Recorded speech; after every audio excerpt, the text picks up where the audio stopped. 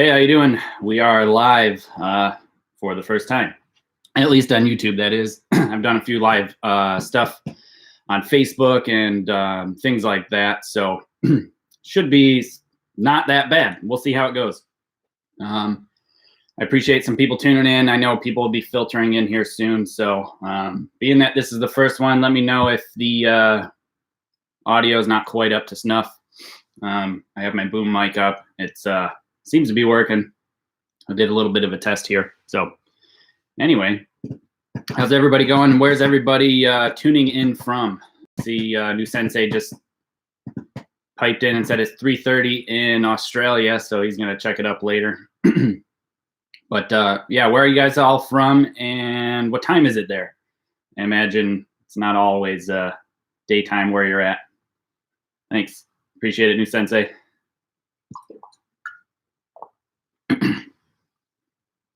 But yeah, Randy, is that Georgia the country or Georgia the state in the U.S.? And oh, just so you guys know, I appreciate everybody tuning in, absolutely, of course. And I apologize in case the video is not quite as high quality as my phone. This is on my webcam on my MacBook, and I think it's only 720p.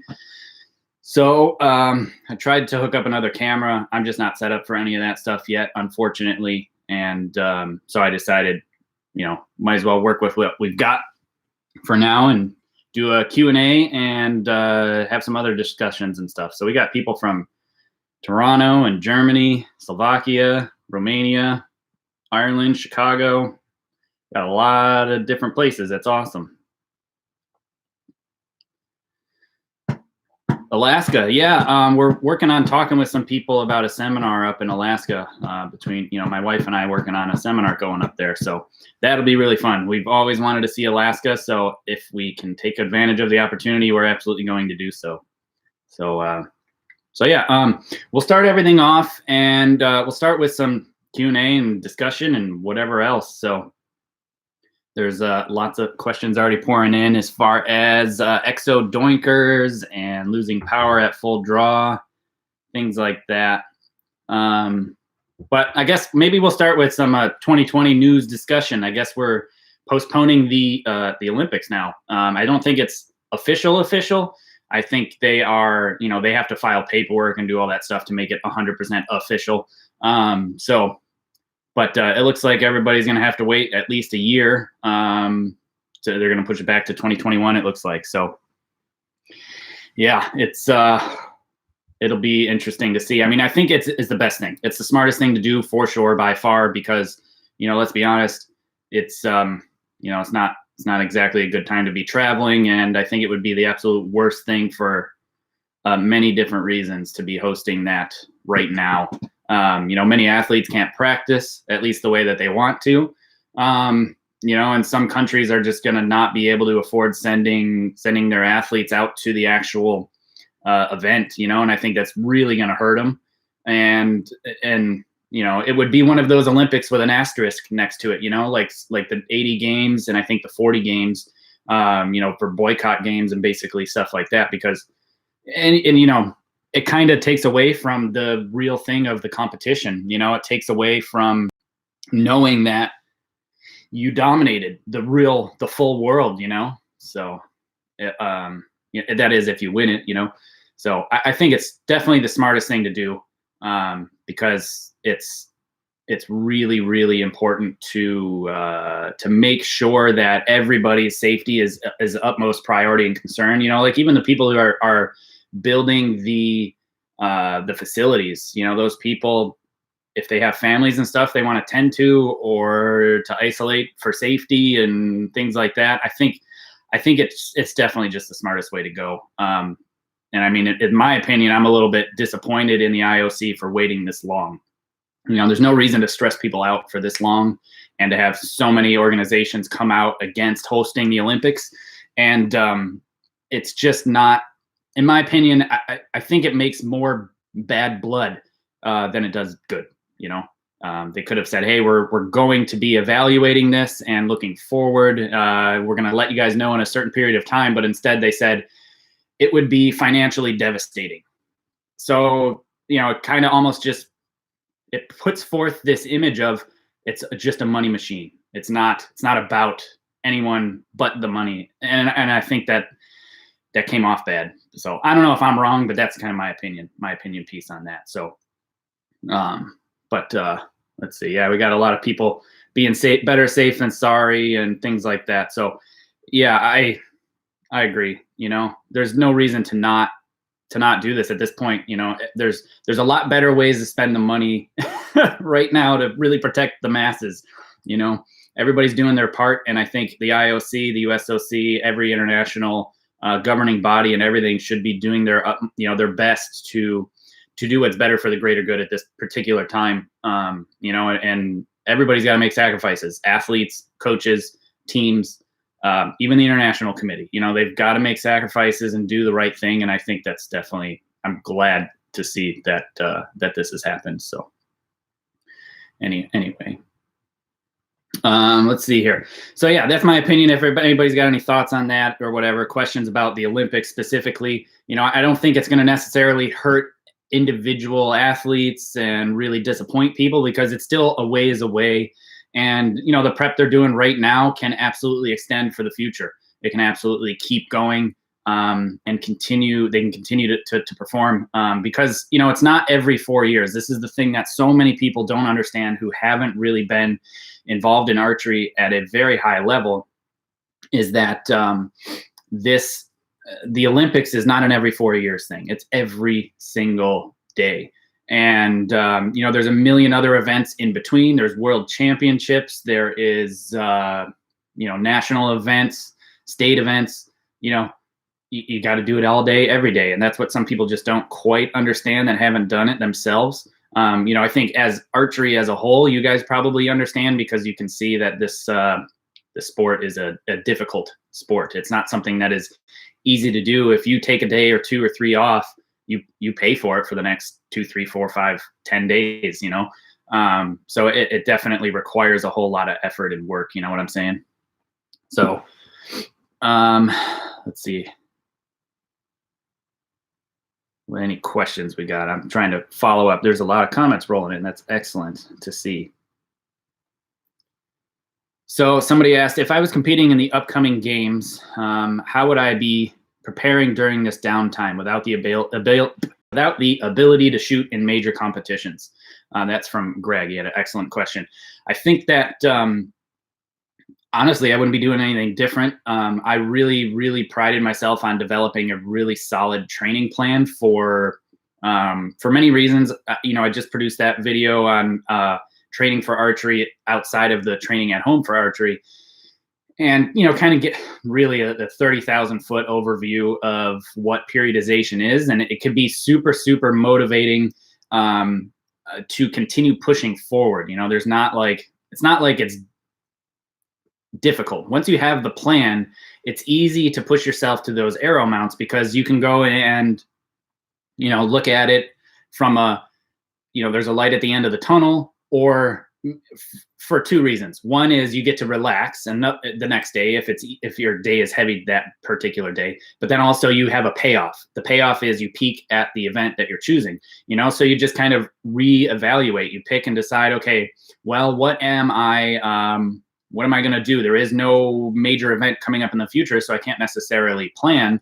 So I would be just training like as if I was in the off season right now. Now I have the luxury of, I have some land that I can shoot on, and some places that don't have a mandatory stay-at-home order yet, they are allowing people to leave for exercise.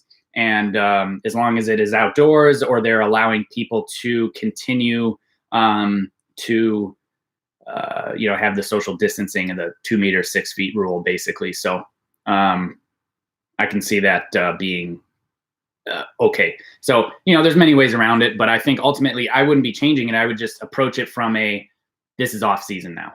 So that's what I would do. But otherwise, you can do a lot at home between the form master or the shot trainer, blank bail, SPT, stretch band work, mirror work, lots of stuff. Maybe, there's things that you were wanting to fix, but because there was a competition coming up in 2 months, now is the time to fix everything, because it's going to be a while till there's a competition, you know? So now is the time to put in the work that you have been always wanting to put in, because you didn't want to have a setback. So that's how I would approach it. Let's see, what else do we got? Some questions. There's a lot of different things here. What will happen with Archer's training program in the USA? I don't know. They're probably going to be pretty strict social distancing. Maybe they'll space out training and only allow certain amounts of time depending on how many people are practicing. They have the luxury of a very large shooting facility as far as the resident athletes go. So they have a lot of options there. So yeah, a lot of people are saying that they can travel to different parents' houses and things like that. And Surfer Boy noticed the new shirt. So this just came in today, actually. So this is a line that's on the on my apparel website. Is it mirrored for you guys, or is it just mirrored for me? Because I can see everything's backwards. So I don't know. Hopefully it's correct on your end. That's what I didn't like about Facebook Live. It mirrored everything. But anyway, this is, to signify no more recurve. It's bare bow. So I think this one's available on the website too. It's a change of the rendition of the standard ones where it says I am and then the type of archer you are. So excellent. It's not mirrored. Perfect. Good to hear. I'm glad that they fixed that issue. Yeah. Finally working out and not worrying about a competition coming up. Exactly. Like you can take advantage of this type of situation if you put your mind to it. It's not exactly easy to train on your own, especially in isolation. But hard work pays off. And that's something that I always live life by. You put in your time, it'll pay off eventually. So. All right. Okay, so there's a lot of questions and I'm going to do my best. So stick around if I don't get yours, because there's a lot of theirs, a lot of them coming, but,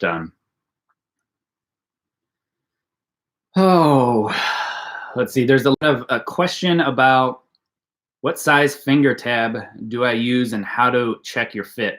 It really depends. The main thing is let's see if I can find my tab. Here it is. The main thing to consider for me is where this top part, okay, so this is obviously split finger. For me, it's going to be where is this top plate in relation to my knuckle, like where I anchor with. So if I'm anchoring with my bone, the top plate cannot extend past my index finger. So this would be considered a medium plate. This is a custom one. This is a custom plate. This is a standard AAE gold that's heavily used and abused and very corroded from not being used in a long time. But even still, this is a medium tab. And you can see I cut the top here because it was sticking up too far for me to anchor properly. But a small was so small on the bottom that it didn't cover my bottom finger. So I kind of had to make things work to make it work for me. As far as I've never seen leathers not work out. This is actually the properly sized leather for me. I've trimmed it specifically for me, of course. I'll do a video in the future on how to do a detailed look at how you should be trimming your tab, but it looks extremely short when it's like this in my hand, right? But when I curl my fingers, look, the leather entirely covers my fingertips. It's hard to see from this angle, but it covers my fingertips, so it's just enough. So that's how I would work on it. Somebody's asking, can he have an exo doinker in front and an A-bomb doinker on the sides? Yeah, you can mix and match vibration dampeners, or none, one on one, none on the other. On V-bars, I would match them and try to match the amount of weights here or there, whether it be on the end of the rod or the end of the doinker. But yeah, you can absolutely have different dampers, and I would encourage people to try different dampers in different positions, different weights in different positions, different stiffnesses, et cetera, because it can make a very big difference in the way it feels, the way it sounds, and the balance as well. So I would encourage you guys to play with that for sure. Nothing wrong with mixing and matching, but if you have side rods, it would be twins basically. So let's see. I'm sorry, I'm having a hard time keeping up with the questions. There's a million of them to do. So,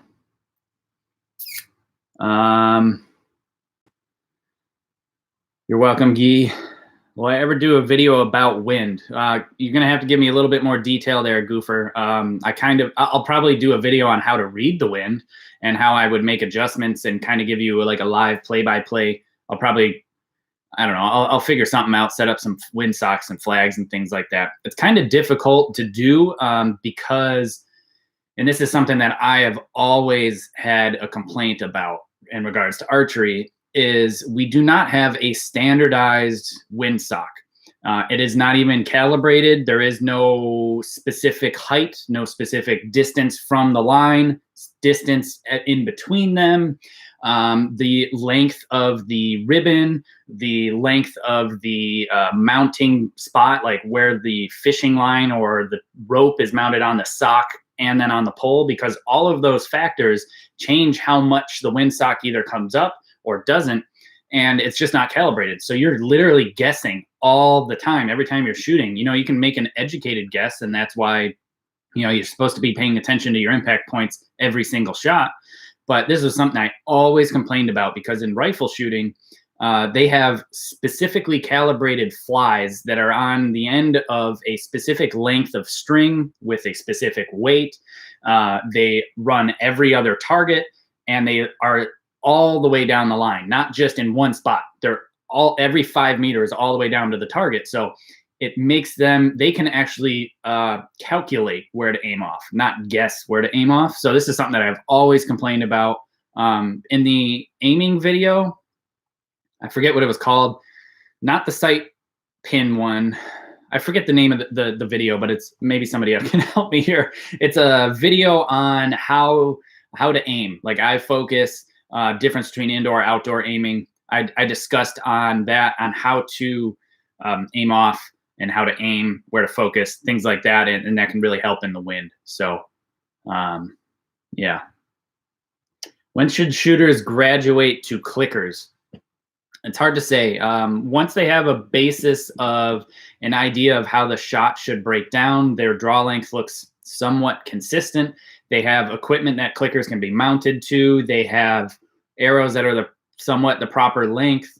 You know, I think anybody who's looking to take it seriously and is ready and is not dealing with being distracted by everything going on like a new shooter is, then I think it's time. It's always time. You know, you can always throw a clicker on and progress into it.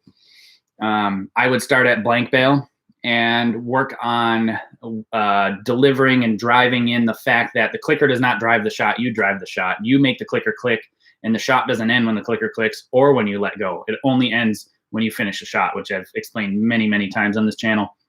So that's definitely something to take into consideration there. So let's see here.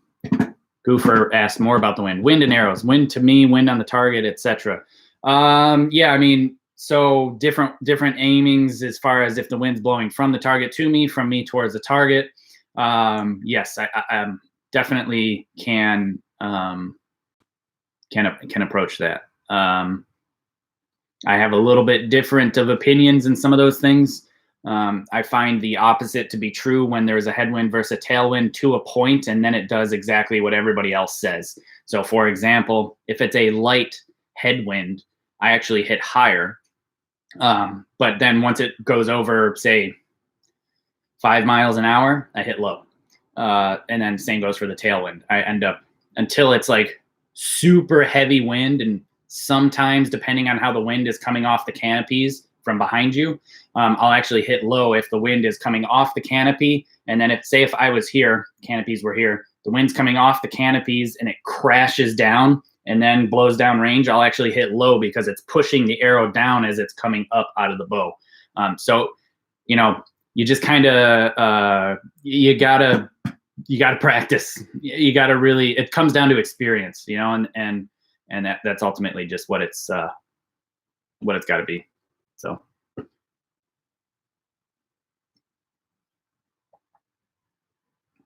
Let's see here. A golf style pro tracer for televised archery. That could be pretty neat, you know. So Greg, they do somewhat do that at the Olympics. Obviously, it's the only one with you know, $150,000 cameras sitting behind each archer. They're high-speed, high-def cameras, and they're set about 30 meters, 33 yards behind the shooter.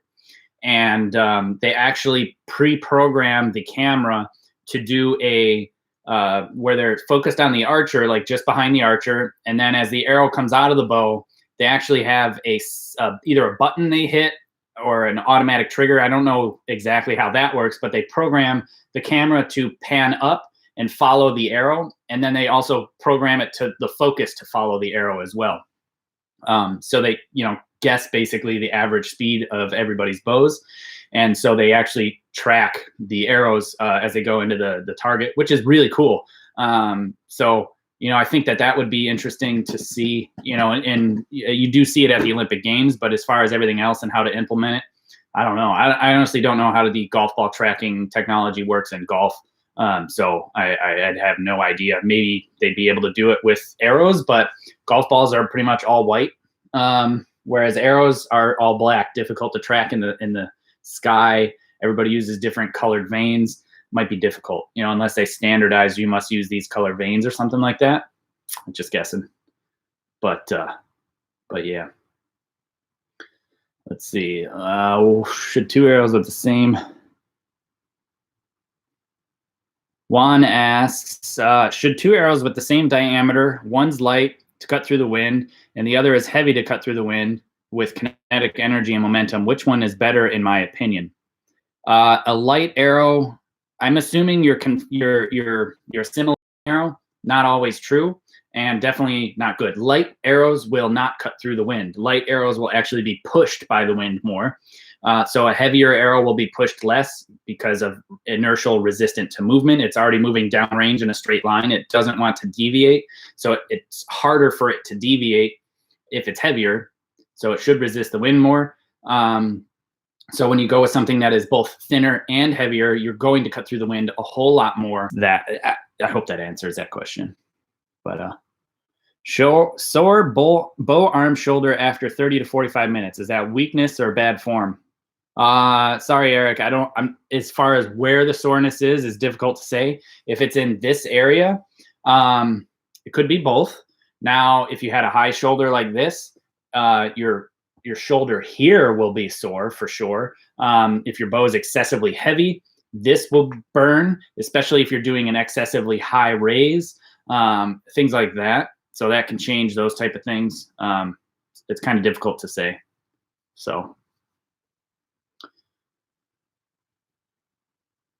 And I appreciate everybody's thanks and kind words and things like that. There's a lot of those type of comments on here coming in. So I appreciate those, the comments and feedback and encouragement. I appreciate it. Let's see, I'm just trying to sort through the comments. And have I ever suffered tendonitis in my bow arm? I've developed Darren has developed tennis elbow and wondered if you have any suggestions. A fellow archer requested a different grip or suggested a different grip. Well, Darren, tennis elbow is it's tendonitis down here, not necessarily up here. I'm not an expert, so if my wife is watching, I apologize if I misstate this. But in my experience, what I've seen with tennis elbow type symptoms, I have had elbow pain down here. I wouldn't say it was tennis elbow. It was due to tricep tightness. And she helped me work with that. Once she broke up all the adhesions and the issues in my tricep, all the pain went away in my elbows.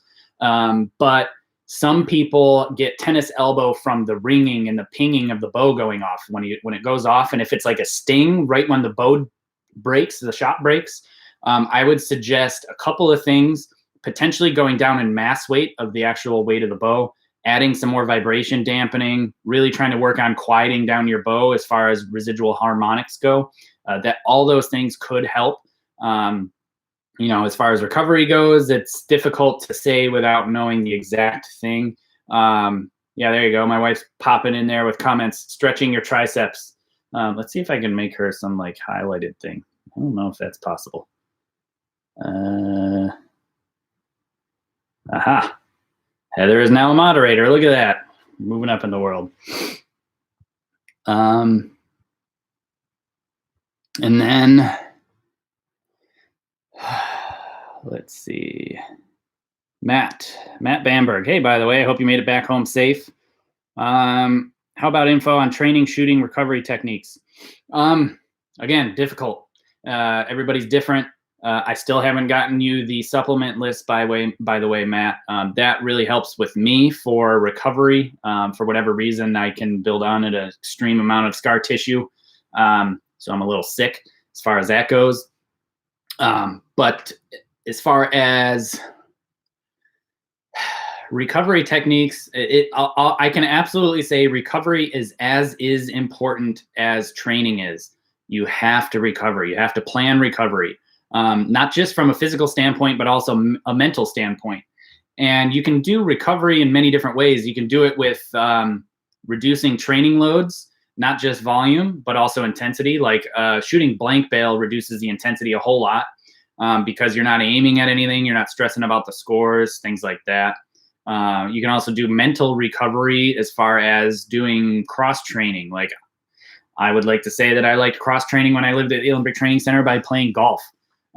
Frustrating, fun, outside, still active, but I'm not thinking about archery, so that can help.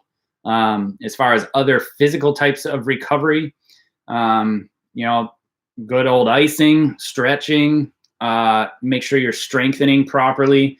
It might be counterintuitive to say that recovery is that weight training is recovery. I wouldn't necessarily say it's not, but if you're doing it in the correct manner to strengthen the muscles that we really should be strengthening in today's day and age, you'll be less sore and in less pain. Like, for example, what I'm doing right now, I'm on the computer, my head's forward, I have improper posture, and I'm overly lengthening my back muscles. So I really should be, working on strengthening my back muscles. Yeah, we shoot some archery and we do use our back muscles, but it's not in the correct way. So doing like strength training, like I've done in a couple videos with my wife, we did body pulls, pull-ups, single arm dumbbell rows on both sides to help balance out this imbalance of strength that we build up within this sport. So that can definitely help some. So that it's all intertwined. Like I said, recovery is as important as training is. And if you don't recover properly, you get injured. Or if you overtrain, you get injured. So you gotta skate that thin line, basically. Joe Epperson asks, when shooting barebow, where do you set your tiller? I set mine at even because I don't know enough yet to change that. I know that the rule of thumb is even or negative. So not the standard recurve tiller where it's shorter on the bottom. They actually go shorter on the top because of string walking. And I will probably play with going negative because I think it's a relationship of negative and how high your knocking point is.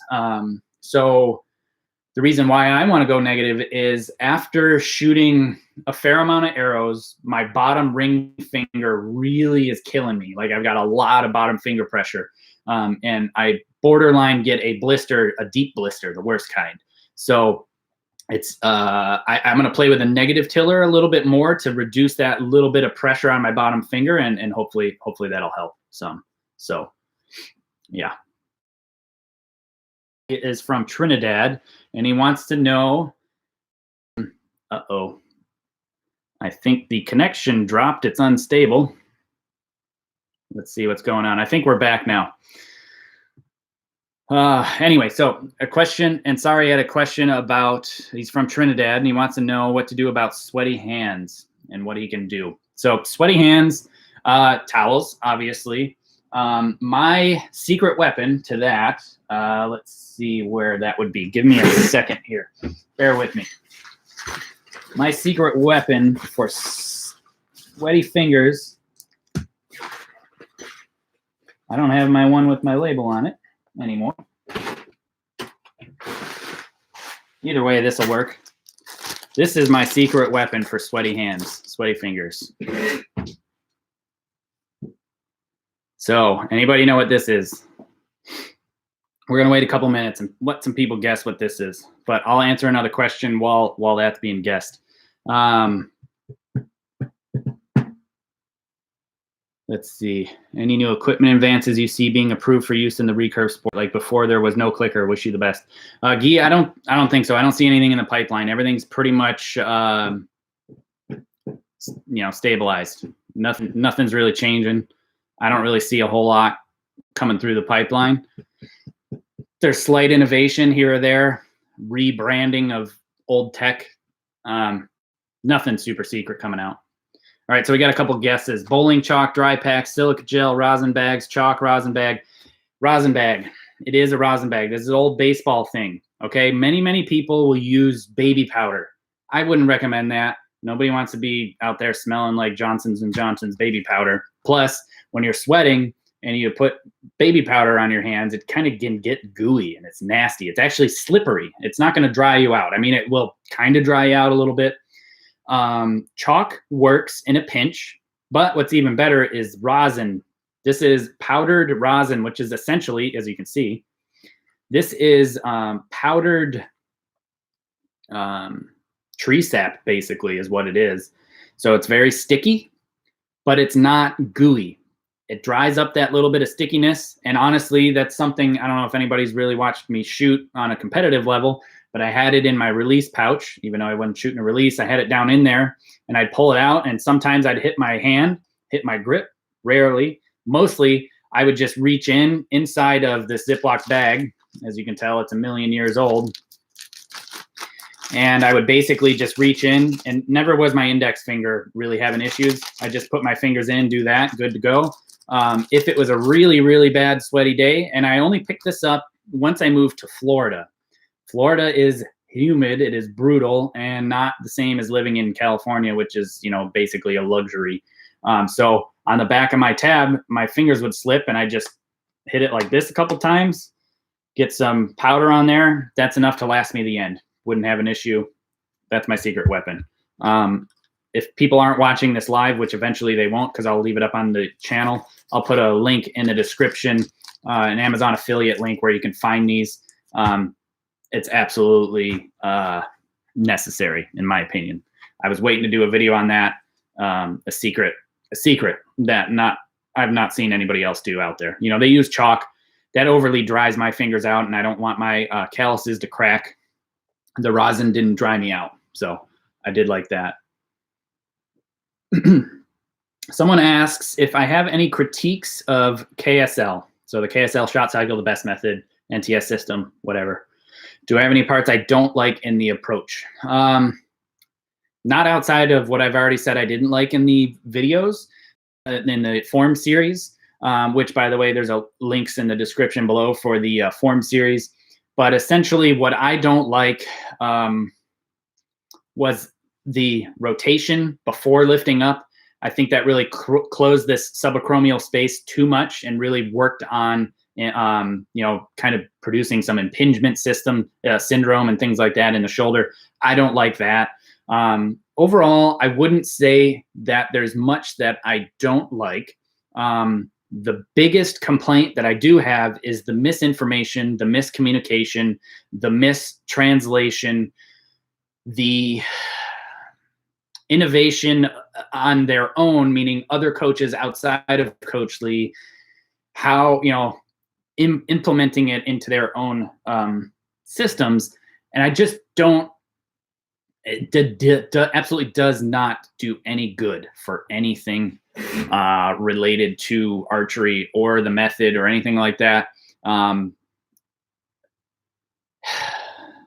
guess maybe another thing outside of that, my biggest complaint is the amount of detail out there. Because there is so many details, there's so many sub-steps of the steps, it can cause improper focus on what is actually important.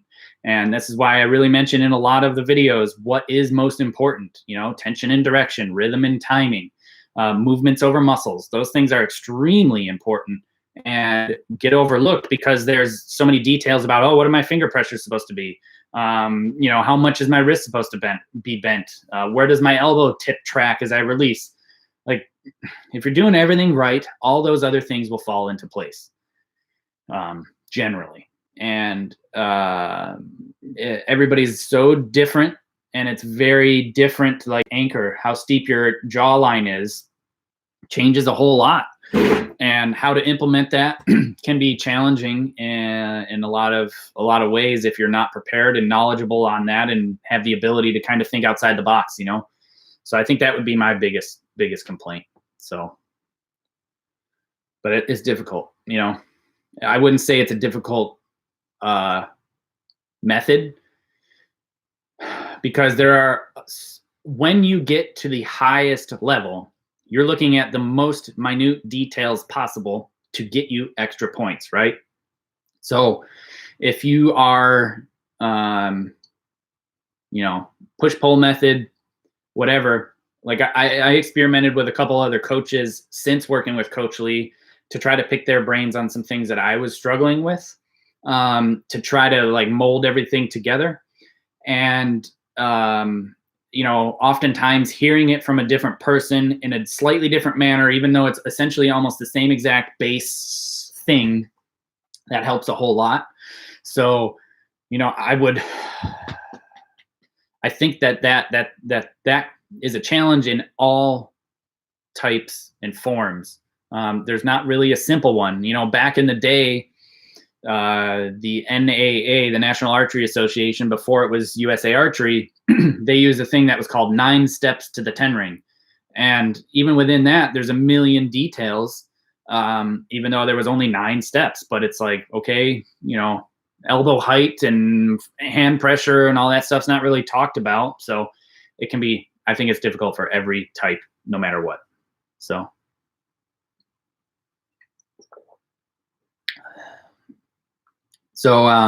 Yeah, I agree, MMG. A lot of viewers coming in and out. If you would, this helps get the video out there more, liking and sharing. If you wouldn't mind sharing the feed elsewhere, everything like that helps this channel. You know, this is something that I always talk about in many of the videos, is all the little things add up. You know, right now we're staying at home. This is it. You know, this is the income. So trying to afford to do these type of things, pay the bills, put food on the table, those type of things, it's kind of difficult in these times for everyone out there. And, you know, between shopping for apparel, you know, supporting this channel through the books, the Patreon, you know, the worst and least thing that you can do, not the worst, the least you could do for free is sharing it. And that gets the video out there to so many more people. It helps a lot more people out there, and it really helps this channel. And it allows me to continue to do free content for everybody at home. And that's something that I didn't want to put all this content necessarily behind a paywall, because there's so much misinformation. There's so much bad information. There's so many keyboard warriors out there that haven't really done a lot as far as shooting goes. So all the little things to take care of this channel and keep it moving forward really, really adds up and helps. You know, so I appreciate everybody out there. Like I said, I've got a lot of good feedback, a lot of positive talk. You know, a lot of people saying a lot of great things about what this channel is doing for them. So, you know, that helps too. That motivates me to continue pushing forward and, you know, doing videos like this, pushing out questions, content, things like that. It helps. So I appreciate all that stuff from everybody, by the way. So yeah, I guess maybe you have to throw a thumbs up in the bottom. I don't know either. I just watch live streams from time to time. But anyway, can I describe my bare bow anchor? Where on the jaw? Yes, I can, Paul. Excuse me. In here, right in this spot, that's where I put my jaw bone. So my bone to my jaw, right there, where my thumb is under in the meat of my neck. And then this part of my hand is pushing against my teeth right there, right? And then also this area hooks behind here like that. So you see how it's hooking on the back side of my jaw? So it's not, I'm not putting the thumb behind my neck like this, but I'm kind of hooking it against my jawbone itself like that. So if I'm pushing forward, it hurts on my jaw, but I can't collapse basically. I'm using that as a solid anchor to really pull through. It's not as high as what everybody likes to see, according to everybody out there who's the coaches of the internet, which I love reading the comments and the love from everybody. I'm going to get my bare bow tab and show you guys real quick.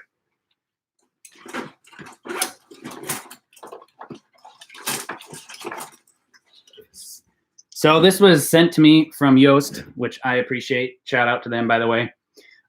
So many people have said, oh, you're going to have such a ridiculous crawl. Your arrows aren't going to fly well. Your tune, blah, blah, blah. My wife and I went and shot field archery yesterday, and we didn't. I don't know the game of NFAA field. I know that it's in yards, not meters, and I don't understand the stake colors. I don't understand. I know there's some walk up targets, walk back targets, crosswalk targets. There's a hunter round, which is the white dot and the black face, field round, and the animal round. I know that feet of field, or world archery field, I guess as they call it now, the closest that you'll ever shoot is 5 meters. And we did a 5 meter target because I wanted to see how much of a crawl I would have. And everybody said, oh, you're going to have so much of a crawl that you'll be off the tab, or your arrows are going to fly so bad, the tune's going to be awful, it's not going to be consistent. You really need to go from here to here with your anchor. So I don't know. Anyway, I'm shooting the Maxima Recurve RZs from Carbon Express. So those indoor arrows, the bigger ones, they're not big, but they're relatively big compared to X10s or the Nanos. And so what I see with them, my point on, I'm still not there. I think the first large mark, I was shooting 65 yards. So that's just about 59.5 meters, still on that one thing. So I wasn't even point on. My point on is probably 61, 62 meters is my point on with those. And my 5 meter crawl is one big mark in from the bottom. It's right there. Not that one, not that half, but this one right there. That's my 5 meter crawl. That I'm not off the tab, and I shot 3 X's at 5 meters. You know, barely really practicing. I've just shot a handful of arrows since I started back up, so I'm not seeing an issue with the lower anchor down here. It's still not down here. If I was down here, I could see that being an issue, but I'm up here, and I see no problem. My arrows fly just fine. I don't have to crank my plunger in and out a whole lot. It seems to be pretty good for me right now. So I'm all right with how much of a crawl that is. I'd rather have a solid anchor, not only consistent up and down, draw length wise as well, but one that I can get into alignment, right? If I'm up here, I'm like this. I'm way out of alignment, and I think just about everybody else is. If I'm down here, I can get around more because I'm actually, this is my under anchor. This is my bare bow anchor. So not only am I moving up, but I'm actually increasing my draw length with my bare bow anchor. And if I'm increasing my draw length, I'm actually going to get better alignment that way too than I did with my recurve. So I feel super solid at full draw. I don't see it being an issue like many people have said about, oh, you're going to crawl way too much. Seems to not be a problem so far. I don't know what I'm talking about, so maybe I'm totally wrong. But like I said, I'd rather have a solid anchor, a good alignment, so I can hold the bow back if I needed to. I feel like that'd be a lot more consistent. And I'm shooting 42-pound limbs, and I haven't shot in months and years, actually. It gets heavy by the end of the day, so I definitely wouldn't be able to last a full event. I'd probably be able to get there eventually. But I'm not having issues so far. So I'd rather, obviously, if I did focus on feet of field, world archery field, I would probably set my setup up so my point on's right at that 50 meter mark, because that's the longest target, and then my crawls would be even smaller, hopefully.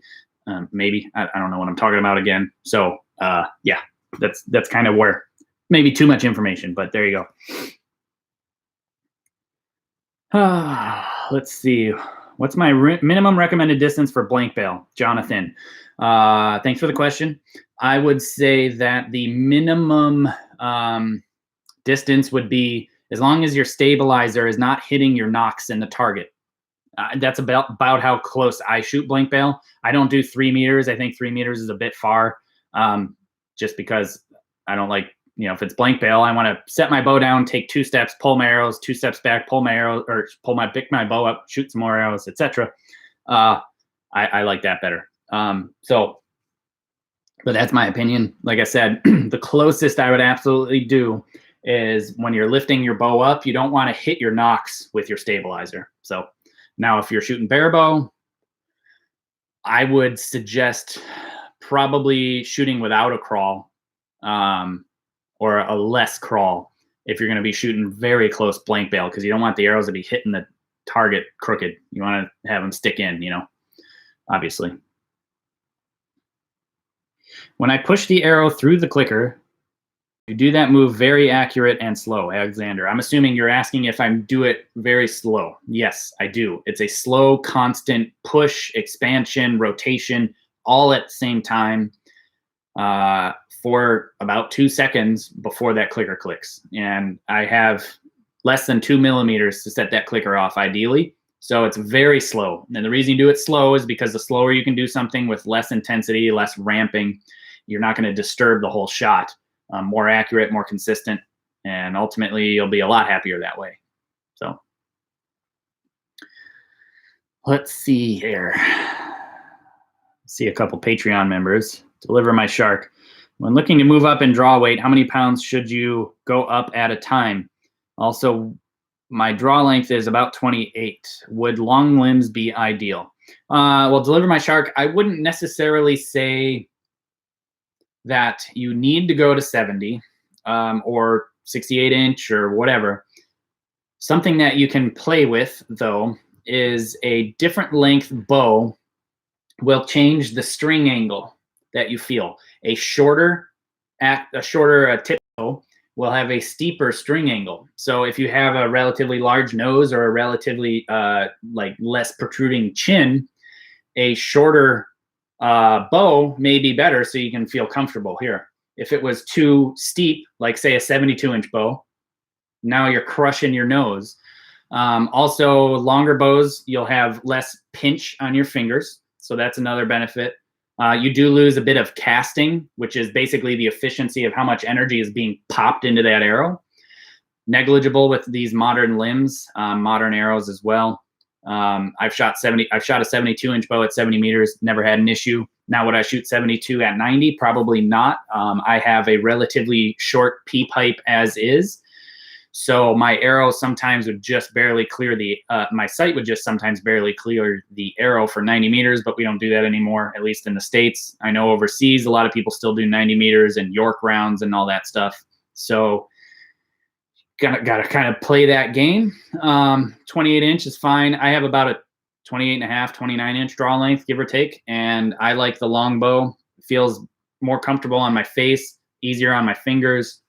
I used to shoot a 68 with a 27-inch riser and short limbs. I like that a lot. I didn't see a problem with that. But like I said, to each their own, and you kind of got to experiment, unfortunately. Potentially, I mean, maybe not now. You won't be able to borrow people's limbs, but try pulling back a long bow versus a medium length limb. See what it feels like. See how it fits you, and that you can kind of help. That can help make that decision. So let's see here. Like I said, I'm trying to sort through these comments here. What do I think about bare bows in the Olympics? Will I join bare bow Team USA and start shooting again? Bare bow in the Olympics probably will not happen, just like compound will not happen in the Olympics, in my opinion. From how I understand how sports work within the games is that each sport has their own international governing body. Ours is World Archery, obviously. And they can choose what to put in the Olympics. Now, they only get a certain amount of medals to give out, or a certain amount of events. So essentially, the way it works is there are right now 64 men, and I think it's actually limited by archers or competitors more so than the medals they give out. So basically the way it works is they get 64 men, 64 women. That's the maximum they have capacity-wise, the maximum amount of athletes they can do for archery, right? And so how that works is World Archery can basically choose what discipline to put into the games. It's totally up to them in theory, because they're in control of that. So in order for compound to go in the Olympics during the summer games, they would have to eliminate half of the recurve field and only have 32 men and 32 women of recurve, 32 men, 32 women of compound. They're not going to do that. And if you had barebow, that'd be even more limiting, right? So just not going to happen. I don't see it happening. Now if it went to the winter games and went indoors or something along those lines, the way that works is they would have to then remove a sport from the roster. So they'd have to take away curling. I don't know. Take away something else in order for archery to be in the Winter Olympics. So the way it goes is like, we don't have softball in the Olympics anymore. I don't think there was baseball in the last one either. And the reason is because they don't see enough country participation in there, not enough differing countries, not enough different types of athletes competing. And there's always one team that basically dominates. It's either USA or Japan, and that's it, right? And so that doesn't work. And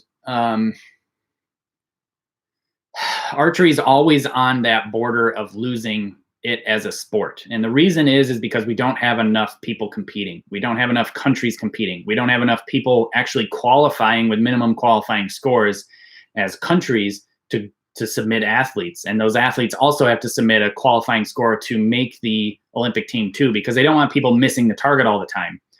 The way World Archery gets around that is they essentially give out consolation prizes, and they will say, okay, hey, you get to go this year.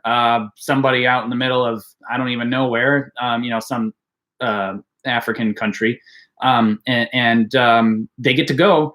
And I mean, I don't know if they actually shot the minimum qualifying scores, because I've seen them compete at the Olympics and they are missing the target, and there's no way they shot that 615, whatever it is, minimum qualifying score out of 72 arrows. So I don't know. They'd give out these consolation prizes to essentially say, oh, look, we have more different, a more diverse sport than other sports. So we get to stay, basically, and we get to keep archery as a sport in the games. And that's how they get around that. So as far as barebow, compound, any other discipline, I don't foresee that happening. Now, could you shoot barebow as a recurve at 70 meters? Yeah, you could. You could use a clicker too. You could shoot it without a sight and still string walk, do whatever you need to do. There's nothing stopping you. So it's possible. I'm going to say that.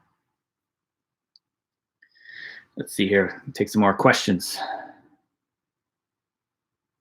Yes, Boris is asking, can I film some shooting of traditional bow using the KSL technique? Yeah, I'll do one, and I'll do probably a video. Once I shoot some more barebow and get a bit more comfortable, I'll do like a little tutorial on how to actually use it for barebow. I've done a little bit, kind of more just random thoughts about it and things like that. I do have, my wife has actually filmed some B-roll of me shooting in the woods with her. So yeah, it's in the works. It's coming out. What grain heads do I shoot on a recurve, and what is the reason? So if I'm shooting X10s, I absolutely shoot 100 grain point, 100 grain tungsten.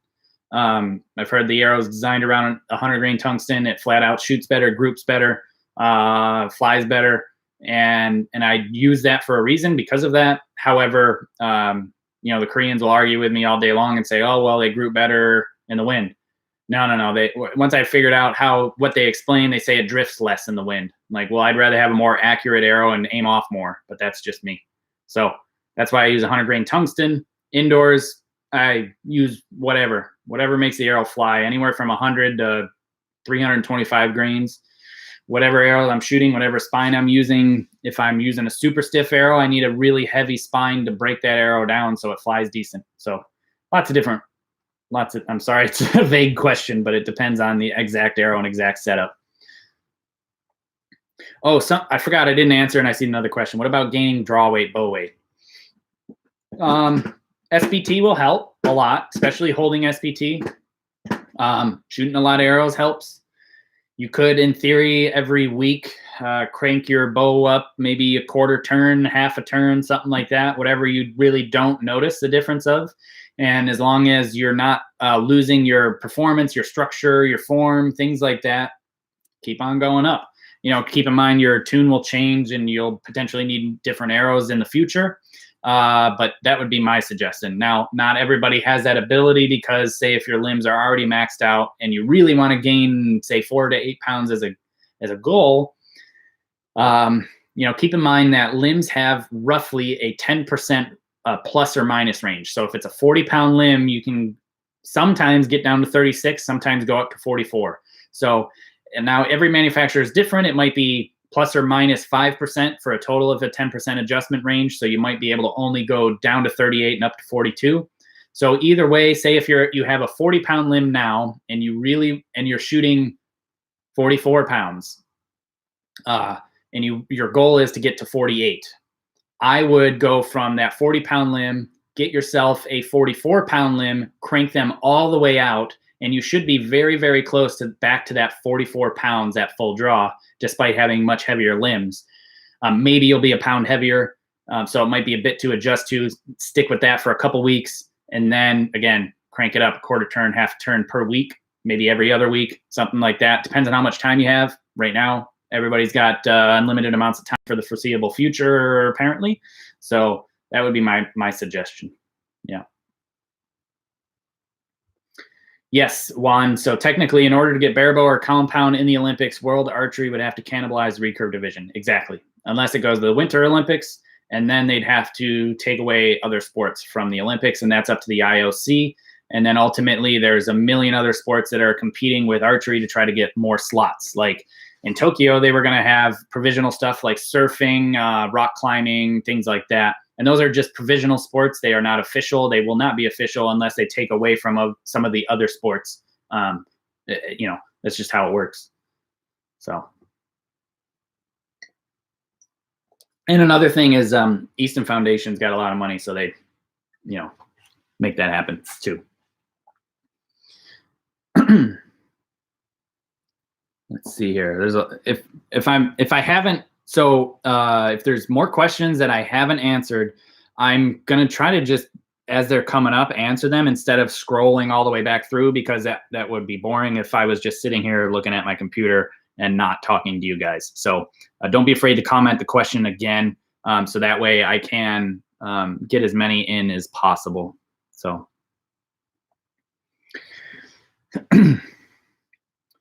Gonzalo has a question. He's 65 years old and would like to start with archery, and which draw weight should he start with? I would start with something in the 20-pound range, even lighter if you can. I would honestly buy, obviously it depends on how large you are as a human to say what weight limb you have or should get. So I would ultimately recommend trying to get a bow with limbs that not only you can replace, like these risers back here, this one more so than this one, are what are called this is an ILF, which means International Limb Fitting Bow. So you can basically just snap limbs in and out of that with different manufacturers, different weights, different lengths and everything, and get them relatively cheap. Whereas the bow directly behind me, that is a formula bow, and you need specific limbs for that. Only a few manufacturers make them, and they are also more expensive. This is a budget entry-level type bow. I think overall it's about $80 to $150, depending on the quality and the name brand you get. And you can replace these limbs, but they are a little bit more difficult to get a hold of. They come in kind of obscure lengths as well, so it's not necessarily something that will be consistent from setup to setup. And also from bow to bow, I've not really bought different brands to make sure that they make and fit in there. But like I said, I would recommend something in the 20-pound range overall. Like this is a 62-inch bow, and it's a 16-pound bow. And I think that, that's not something to be afraid of is to get something that is light enough to work for you. Because what's going to be more important is that you don't hurt yourself, you don't get discouraged, and you can continue to maintain your technique or form, however you want to call it, and however you want to do it without fighting the bow constantly. So lighter is better when you're starting, absolutely. But I would get an ILF. That way you can just snap in different limbs. Much easier. Dutchman asks, many Koreans don't use an open stance, and it's mainly Americans. Why not? Basically, they use push-pull. They don't use angular motion. They're not trying to build up back tension. They're not trying to build up core strength and stability. They're just setting, they just want to be in a letter T, basically. They want to have alignment, but it's not necessarily using your back as the goal. Hopefully if that noise is distracting, let me know. That's the air conditioning kicking on. We're living in Florida here, so if it's too loud, let me know. I'll go shut it off. But yeah, that's basically it. They just don't. You can do both. Nothing wrong with either. I prefer the open stance a little bit better. It feels better for what I'm doing, but I shoot field archery with stances all over the place because of the foot placements. So it's not a critical thing. This is again like something that I don't like about KSL shot cycle is this is what you do. It's not exactly that strict, right? But if you don't see any other options or any other explanations outside of what Coach Lee will say, and in every seminar Coach Lee says, this is not the only way to shoot. I just believe that this is the best way to shoot, or the optimal way to shoot, or the strongest way to shoot, or the most consistent under pressure. That's his reasoning, right? But it's not the only way to shoot, and he tells you that specifically. It's not only the only way to not. It's not the only way to shoot, and you can shoot high scores doing other methods. So, he says you can do it in many different ways. So again, that's kind of a peeve, I guess, per se. So what do I think about a chronograph? Is an important tool to have to check and calculate arrow speed? Nope. Chronographs are not important. You don't have to. I have one, so I could compare and contrast setups to see if one was faster or not than the other. And in my experience, nothing is faster than anything else. They say, oh, it's the latest, greatest, fastest, whatever. It's faster. It shoots higher speeds, but you need more bow weight to get that more speed. So technically, when you compare apples to apples and you compare feet per second per pound, they're all the same. They're all within 1/10 of a foot per second per pound across everything. So if you're shooting, 40 pounds, it's 4 feet per second faster overall. Is that a whole lot? I mean, you're looking at what? A 2% difference in speed. Whatever, not a big difference. I mean, I wouldn't, yeah, that's my opinion.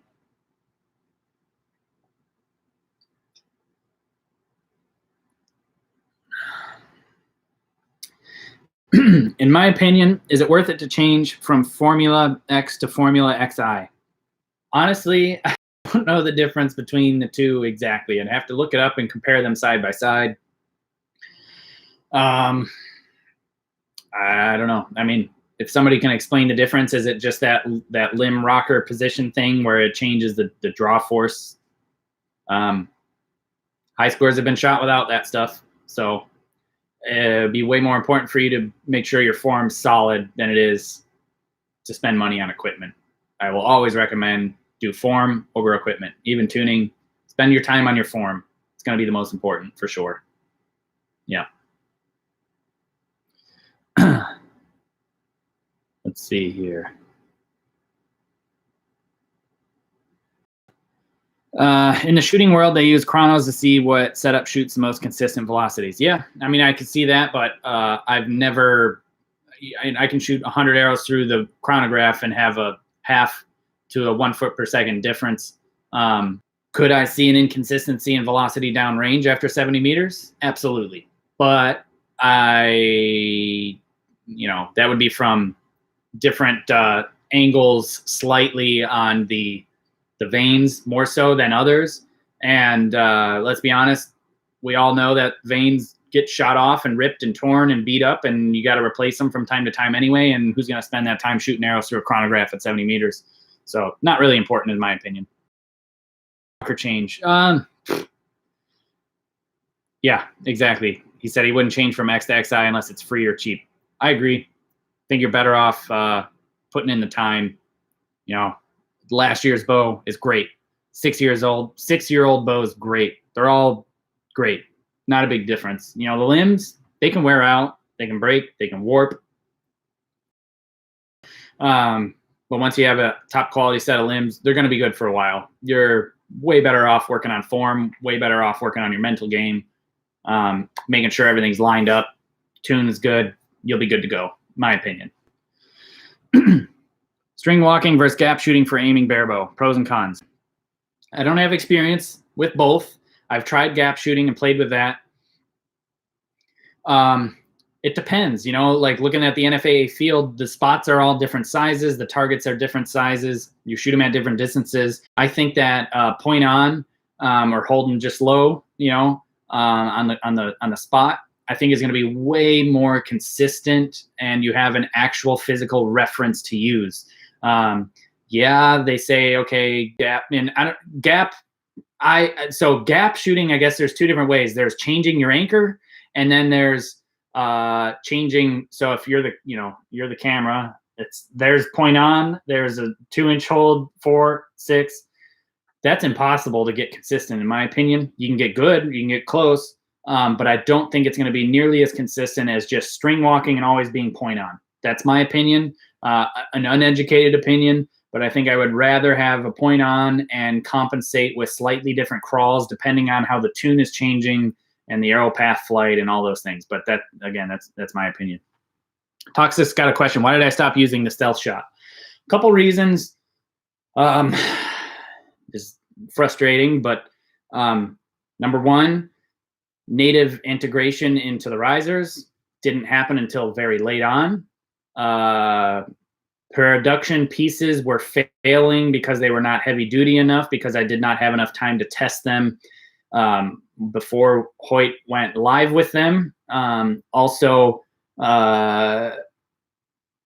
switching to a different riser when the new one came out, it didn't have, again, the OE spots for it to go in without shims and having to deal with all these things. And by then, all my parts were breaking and they had no more replacement parts, and ultimately just couldn't use them anymore.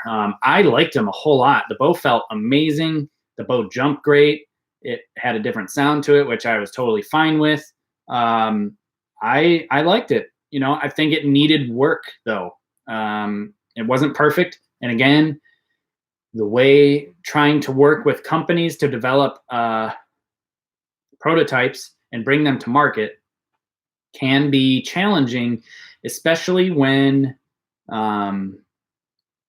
they're secretive about things. When they don't want the public to know what is coming out, they won't let shooters test their equipment. Even if you've signed an NDA and sworn to secrecy, all these things, it just, you know, it was frustrating, just to say the least. So that's why I stopped.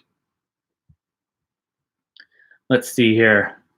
Lots of questions coming in. So I appreciate so many questions. It's keeping this exciting.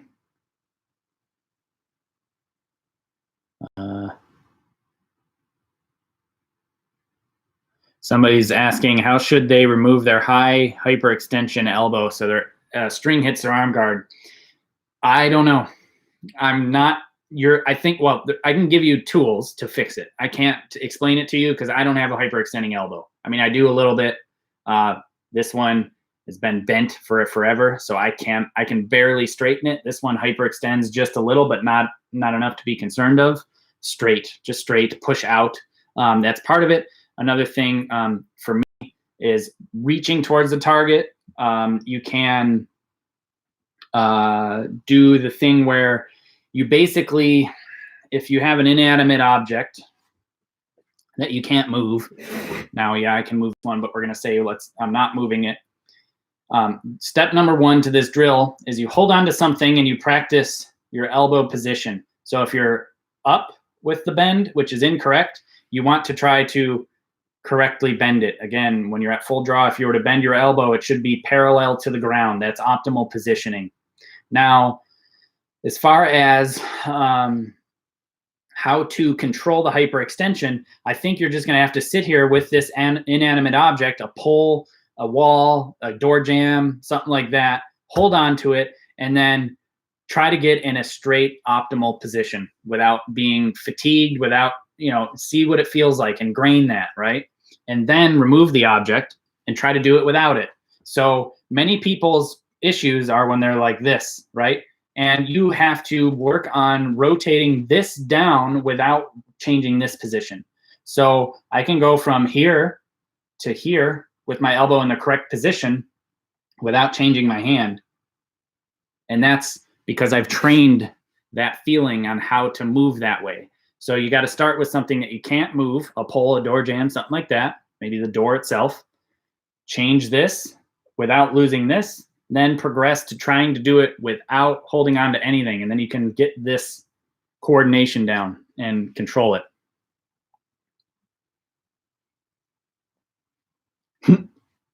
Dutchman asked many archery questions, but what's your favorite food? Difficult question. Yeah,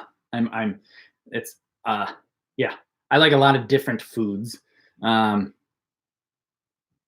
beat Western New York pizza and wings if you know the correct place to go to. Or I don't know. I mean, I just like basic food. I like clean food. That's the most important thing to me. Clean food. Favorite dessert, flourless chocolate cake. There's my favorite one. I don't know if you can hear the rooster. Oh.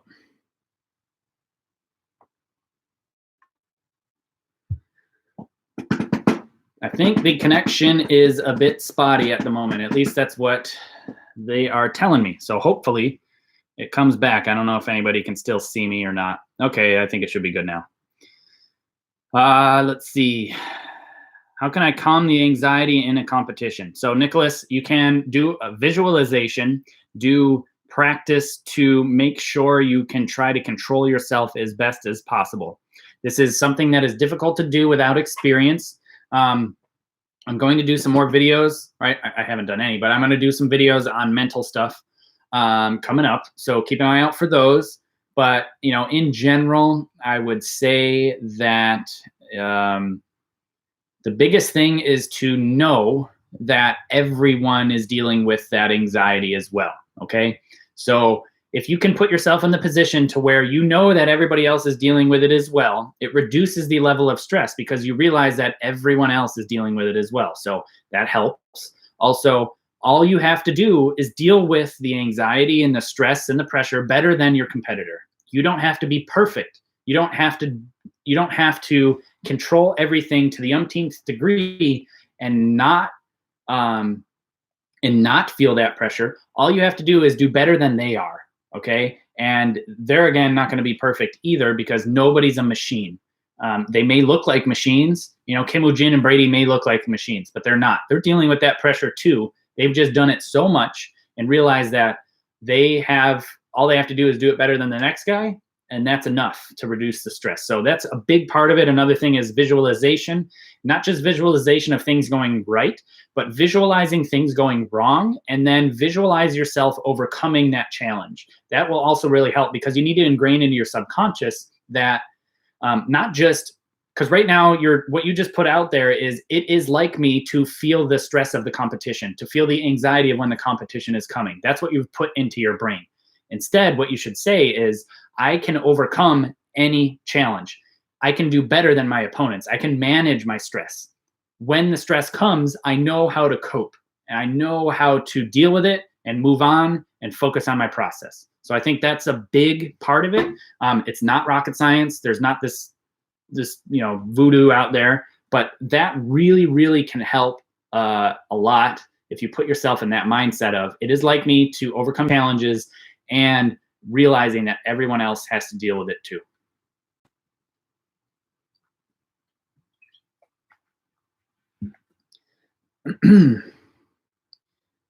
Any tips for helping impingement symptoms in the draw shoulder? Yes. Something that I can say, Ruby, for sure, is do not have an excessively high elbow when you're going through the draw cycle. The higher you do, the more you close this subacromial space.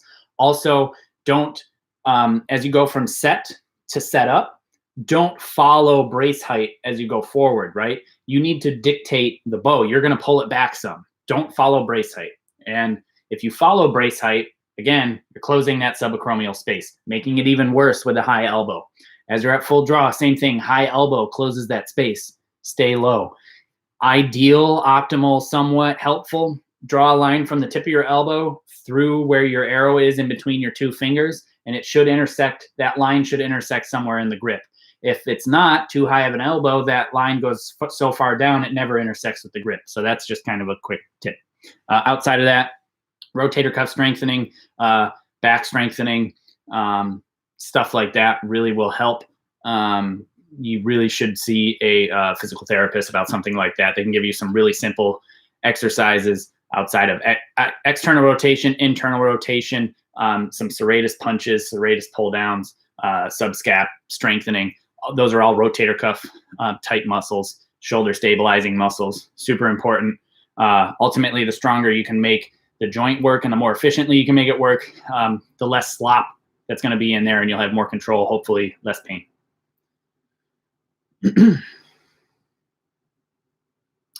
What are some of my favorite drills to do? Brett asks. A couple of them. Gold game is fun.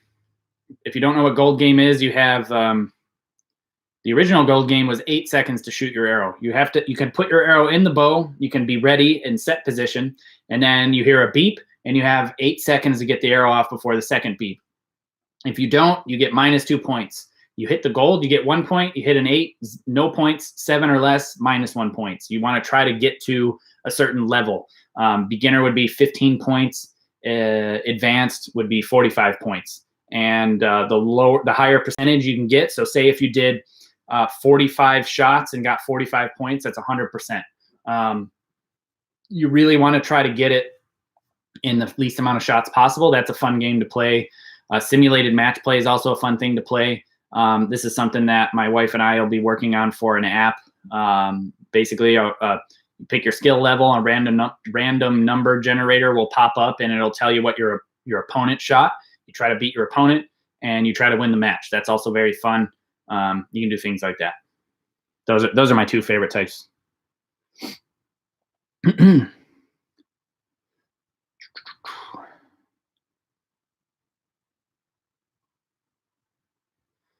Albin says there's not a lot said about kids and archery on the internet. It's really frustrating to find good knowledge regarding bow choice and tuning. Proper method for them. Would I help them in this regard? If tuning for kids, not necessarily super important. It can cause more frustration than anything. As long as their arrows are flying decent, their bow's lined up, and nothing's totally askew, I wouldn't even worry about it. They're going to gain way more from working on technique, form, and mental stuff. Way, way, way more important. As far as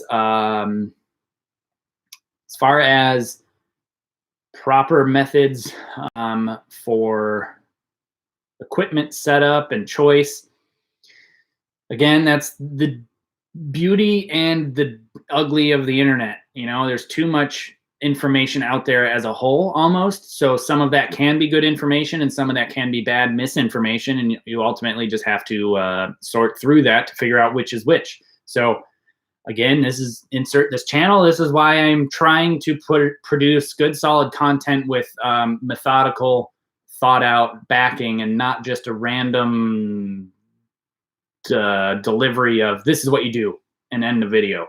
I like to explain why, so that way you can understand that there is reasoning behind it and it is somewhat, if not good, sound logic. I don't know. So that would be my suggestion is I just keep an eye out. I'm going to try to produce more content for kids stuff. So, but form, mental, that type of stuff, way more important. One thing to be concerned about, be careful with overtraining. young people. Their growth plates have not finished growing yet. So I think that it is important to make sure that they are not overtraining, strength training, because ultimately load-bearing, repetitive shock exercises will fracture growth plates and they can have issues later on in life. And I think that that can be an issue. Now, there has not been a study within archery about how to control that and mitigate those problems, but there has in more mainstream sports like baseball, for example. They limit how many pitches a pitcher can pitch per game, per week, per month, etc., so they don't fracture their growth plates and destroy their arms and be basically, broken for the rest of their life because of an overly zealous coach, right? So I would say be careful of that. Now, is there a rule of thumb? Unfortunately, there isn't.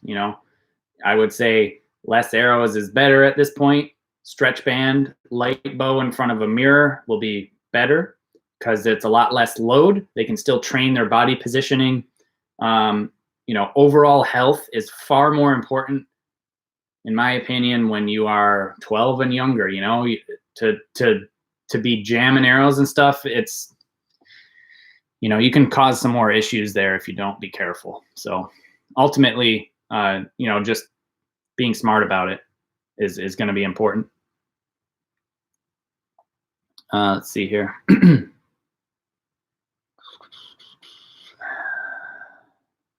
What am I explaining? What was the highest poundage I shot with? The highest poundage I ever competed with was 53 pounds. Wouldn't recommend it, but it was 53 pounds.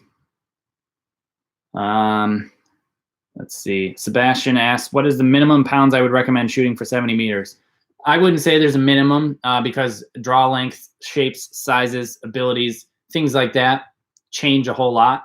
If you have a really long draw length, you probably get away with 32 pounds, no problem. Ideally, minimum weight to reach 70 meters without having to slide your sight bar in be best. If you have to slide your sight bar in, it's understandable. As long as you don't have to turn the sight bar around backwards. Now that it's not super common to shoot 90 meters anymore, but back when I shot 90 meters when I was a kid, I would have to take my sight and shoot it like this and put it inside of my bow, because the further back you move your sight pin, essentially the higher up it can be because of parallax, basically. So if you don't have to do that, that would be a massive advantage. So if you don't have to change your sight position, whatever weight it requires to get there, that's what I would say. I hope that answers that question.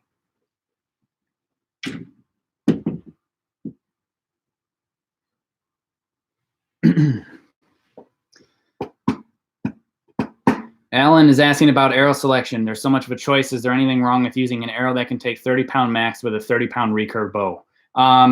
Now, it depends, Alan, because if it says like gold tip arrows and cheaper arrows from department stores or big box stores will say 40 to 50 pounds, right? Or we'll say 30 to 40 pounds. 30 to 40 pounds, 40-pound max. Now, that is at that length that it comes cut. Excuse me. And that is also out of a compound. And a compound is not as aggressive as a recurve bow is. Actually, if you look at it, you need a stiffer arrow for a recurve than you do a compound at the same draw weight and the draw length. Now, when you look at and reference charts, like say Easton chart says T4. If you look at where T4 is for compound, we'll say 60-pound compound at 28-inch arrow, okay? But a recurve, T4 is like a 40-pound recurve at 28 inches. So that's telling you that a recurve is more aggressive and breaks down the spine more. So you really should be making sure that that arrow is specific for recurve, not for compound. So that's what I would say.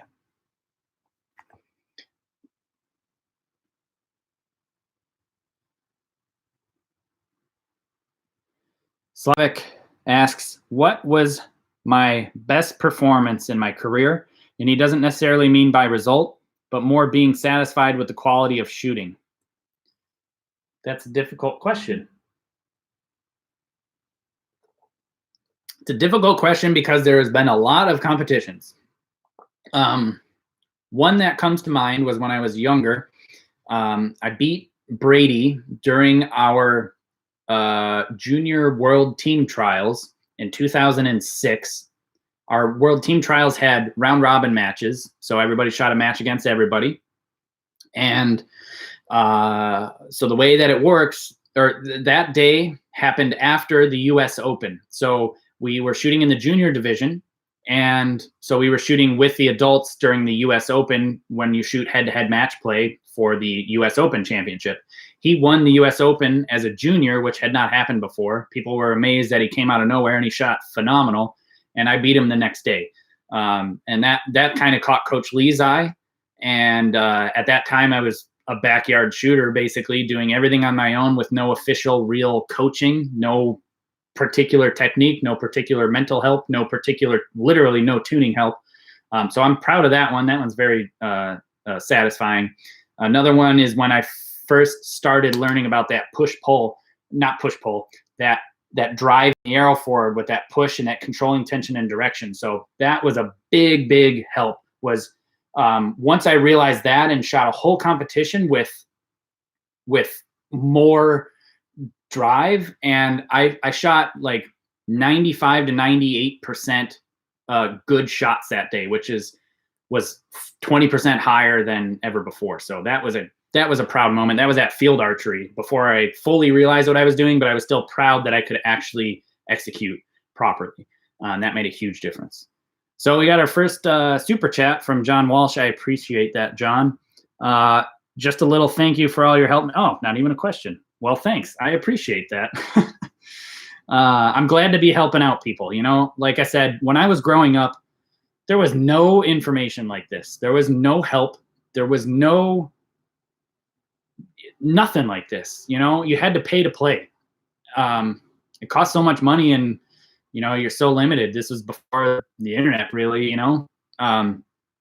So to put this information out there, to cut through the fluff and to give you nothing but the best information I can possibly give you with all my experience, and not be limited by, not necessarily gag orders, but not be limited by having to put food on the table because I'm using this particular piece of equipment or that particular piece of equipment or whatever, right? So because I have no formal and forced for many reasons, allegiance to a company, I can be direct and honest, right? I'll be honest. If anybody asks me anything about anything, I'll tell you the truth. I don't have anything to hide anymore, you know? So even before, I wouldn't say I was necessarily hiding it. You know, when I was competing, I chose to pick the companies that would allow me to score the highest, and they just so happened to be able to support me. So that did help, although it did limit me, and I couldn't experiment. I couldn't put these limbs in that riser, shoot these arrows, play with the, you know, I couldn't do certain things. So now I can, and I want to give you guys this information because there isn't anything else out there that is actually real. There are so many people who haven't done it. They know what they're talking about in some aspects, but when it comes down to it, like that question of, oh, how do I deal with the anxiety of the competition? If you haven't done it, how can you explain it? You can say, oh, well, here's a book. Read that book. This is a golf book because there's not really, you know, there's some mental archery books, but read this golf mental book because archery and golf are so similar.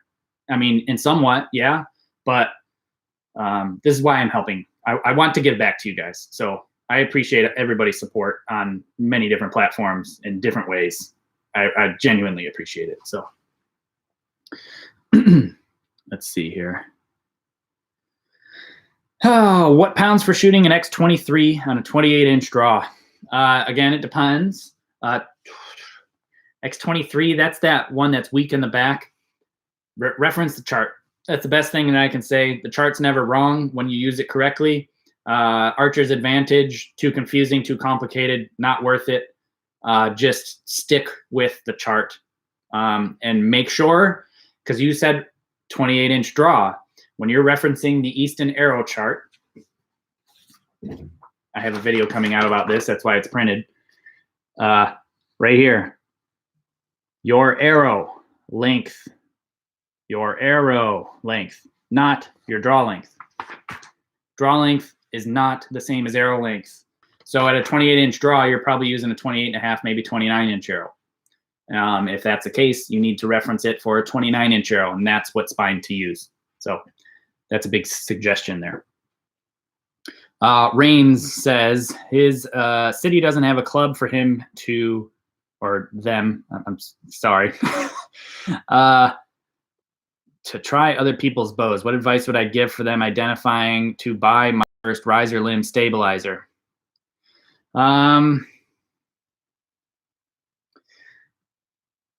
Is there anyone else that shoots there that you can buddy up to? That can help. Another thing would be potentially traveling to a city that does have a selection, potentially working with a manufacturer or representative to get some equipment for you to try. So I don't know where you're from, but there's options of,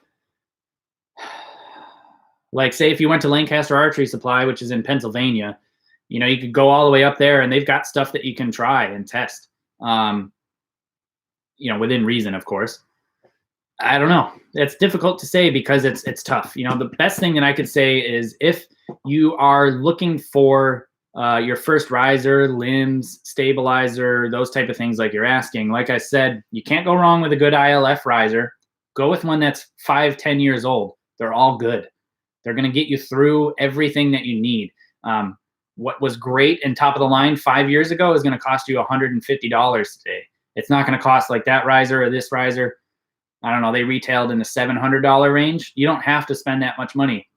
Instead of spending, in my opinion, instead of spending $150 on this, I would buy a 5-year-old riser for $100 and buy budget limbs for $89 to $100. That would work with that ILF bow. That's what I would start with instead of spending the $150 here. It's going to cost a little bit extra, but you can't replace a good quality riser. You know, other things like that, I would stick with name brands for many reasons. Warranty is a big one of them, and you know what you're getting. There is a reason that the original innovators of stuff and the original equipment manufacturers that are not knockoffs cost what they cost. R&D, quality, control, warranty, marketing, advertising, all that stuff adds up, and that's why the products cost more. But you're getting what you pay for. They're not going to overcharge you too much on that.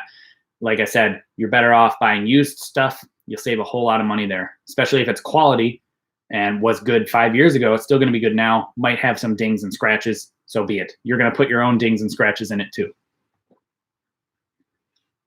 Yes, Paul, the official notice of the postponement of the Olympics. Yes, that is happening. Unfortunately, but fortunately, I think it's a smart thing to do. I think it's the best way to go. I think it's best for everybody, all things concerned.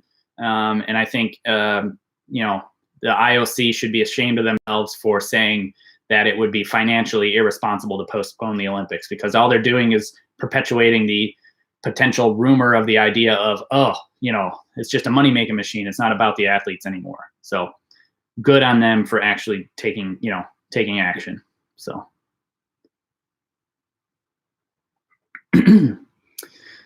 Hyper Kazul says they bought a Chinese bow and they're not too happy with it, but it was super cheap and I can't complain. Yeah. So I'm curious to know what aren't you happy with about it?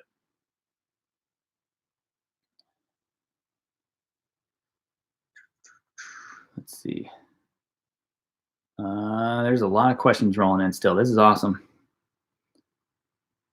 Do you have any tips for getting a more solid and consistent anchor? I watched your video today, but can't get the bone-on-bone contact without the string on the left side of my chin. Is that because you can't turn your head?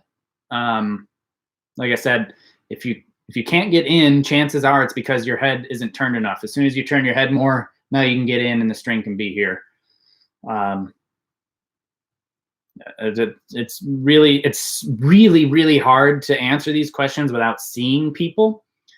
So I do offer video coaching on my website, jkaminski.com. I think there's a link in the description. But where you submit videos to me, and then I can tell you exactly how to make things better. I want to make that an option to where they can be uploaded to YouTube, so it can, you know, kind of help you guys, because sometimes everybody can see their form and other people, so they can learn from it as well. So I'm working on some ideas there to try to make that happen and be able to get it more on YouTube, so that way you can see what's going on.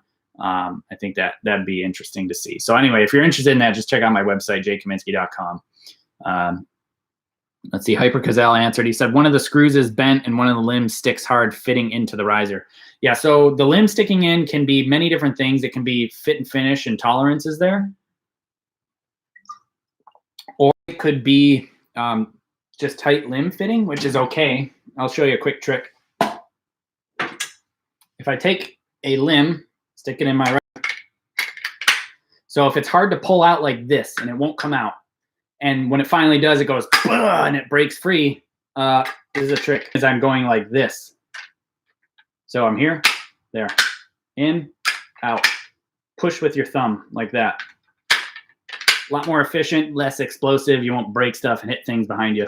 That's what I can suggest. But it could be that the limb bolt is oversized. It could be that the limb itself is too narrow, too much clear coat, stuff like that. I've seen that happen. So just be aware of that.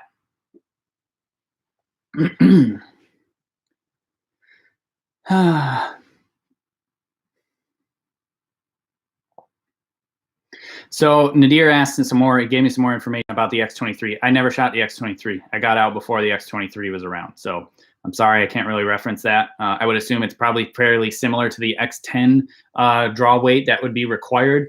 At a 28-inch draw length, at maybe 28-inch draw length, how many pounds did you shoot? I forget. But anyway, I shot 46 pounds and shot with a 500 X10 out of that bow, out of Win-Wins, out of the Hoyts. I was shooting 46 to 48 pounds and shot a 450 to 410, depending on the day, you know, depending on the exact setup. Another super chat from SOTR, Soter, I don't know. Thank you. I appreciate it. Shooting bare bow. Thanks for the videos. Yes, I hope to produce more content for bare bows. I'm enjoying it. My wife and I love it. We go and shoot at the local field archery range that is cheap to become a member, and it's awesome. It's really, really nice. You know, so something that with Recurve that I liked to, that I'm enjoying, so something with bare bow that I'm enjoying so much that I don't have anymore that was on my Recurve is a clicker. And well, I'm sad, but I'm happy. I'm sad that I can't use it as the tell to shoot, but I'm happy that I'm no longer a slave to the clicker. I can shoot when I want to shoot. I like that. So that's a big thing that I like about bare bow. But I'll be doing a lot more bare bow content. Genuinely, I enjoy it. I'm not just playing, you know, in the bare bow videos, I'm kind of like, you know, I'll see what happens, blah, blah, whatever. But it's like, I understand that that may have came off as I'm not serious about it. I think that was just me lying to myself that I don't want to take it serious. You know what I'm saying? Because I can kind of have an unhealthy obsession with some things from time to time, especially if I'm taking it serious, you know? So that was kind of just a lie to myself. And yeah, it's what I like doing. But as you can see, no more Recurve, bare bow. Got to represent now. So perfect timing for the shirt to come in today. Let's see.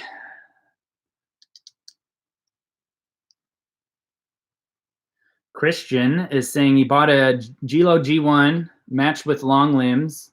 They suggest a 9 to a 9.25 inch brace height and equal tiller, different from what I start with. Would 3 to 6 millimeter till in the bottom limb make a difference? Is this, Christian, is that bare bow or Recurve that you're setting it up for? Because that looks like it's being suggested to be set up for a bare bow. Bare bow, they generally suggest starting with an even tiller, as far as what I've seen. Now, as far as the tiller goes, bottom shorter on a Recurve, potentially bottom bigger on a bare bow. That would be kind of my rough suggestion. As far as that brace height, it seems a bit high. Now, is that the riser recommending that height or the limb? If the limb's recommending that, I would go with that. I would probably stick around that 9-inch range just because that seems a bit high. But everybody's different. As long as nothing's unhappy, sounds fine to me. So let's see.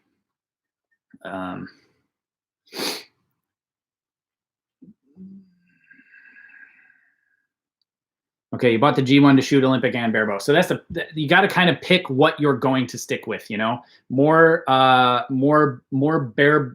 barebow is going to be more even to negative tiller. Recurve is going to be more shorter on the bottom. So just keep in mind. Yeah.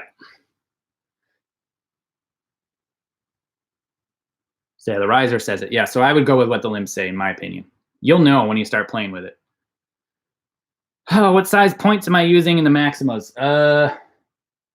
Pretty sure they're hundreds. Let me look.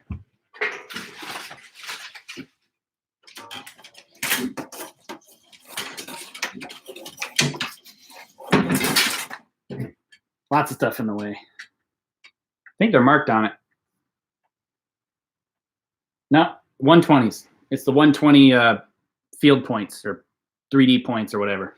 That's what in here. I'm pretty sure I set them up as 120. I didn't break them off. I don't even know if that's an option.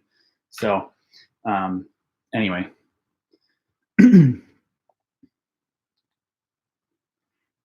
Yeah, everybody, thank you again for all the the kind words and support. This is excellent.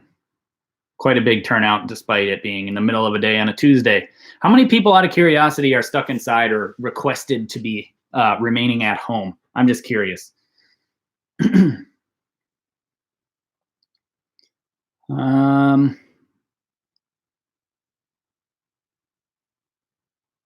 Higher brace, really? So John, why you feel like it feels better at a higher brace height when doing barebow? Is that just the way the limbs react? Is it how it feels at full draw? Like what is that? I'm just curious. Actually, these aren't PJ bottoms. They are just shorts.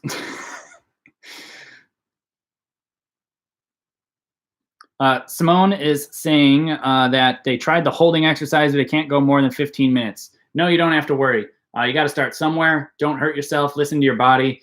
For me, I was strong enough that my limiting factor was my fingers. It started to hurt so much on the pads of my fingers that I'd throw on a glove, something like that. And that's even with a finger tab. So that was my limiting factor because my back was strong enough. But if you're feeling overall like not well, yeah, ease into it. Absolutely. You know, and that's something that I probably should have mentioned in the video is you should be easing into it. 15 minutes is great. You know, 15 minutes is tough. After 15 minutes, it's you're starting to get in the suck, and you'll stay in the suck for the rest of the 45 minutes towards that hour. So 15 is great. Just try to progress, work your way up. You know, say if you got 15 minutes, try the next day. If you can make 16, that'd be great. Small steps, it'd be awesome.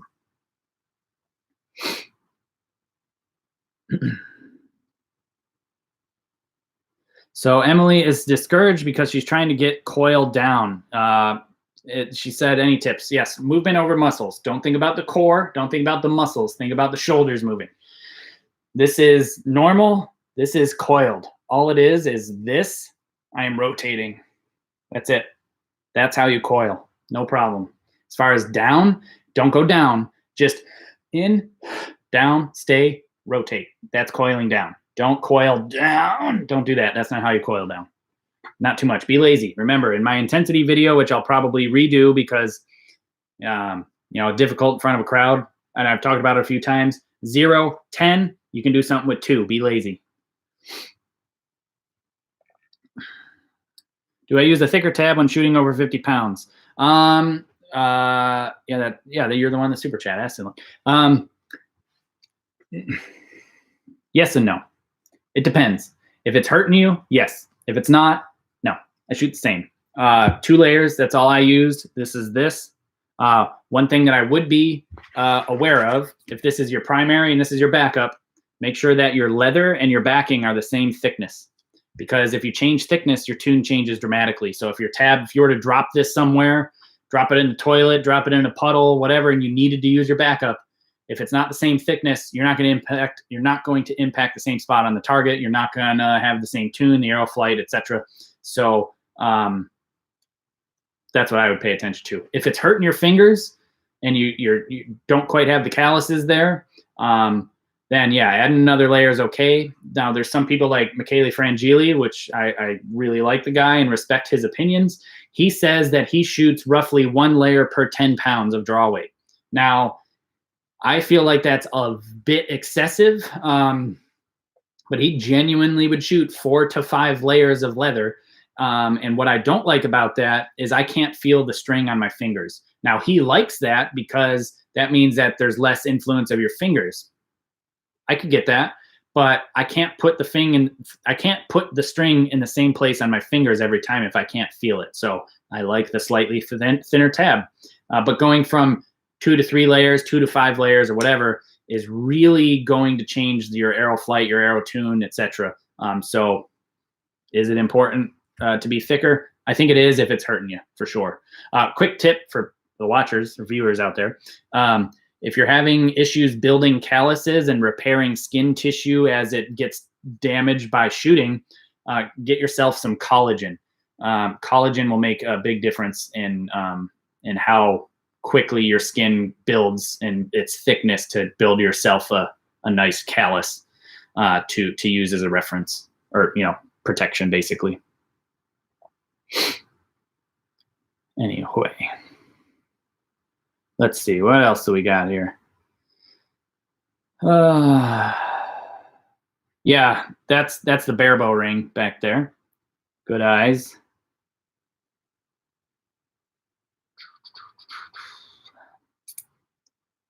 Could I do a video on correct fitting of the KSL Gold Tab instructions? Yes, I will absolutely do that for you guys. It's coming. A lot of these things are coming. Ideas like this are really important. Commenting those ideas in videos.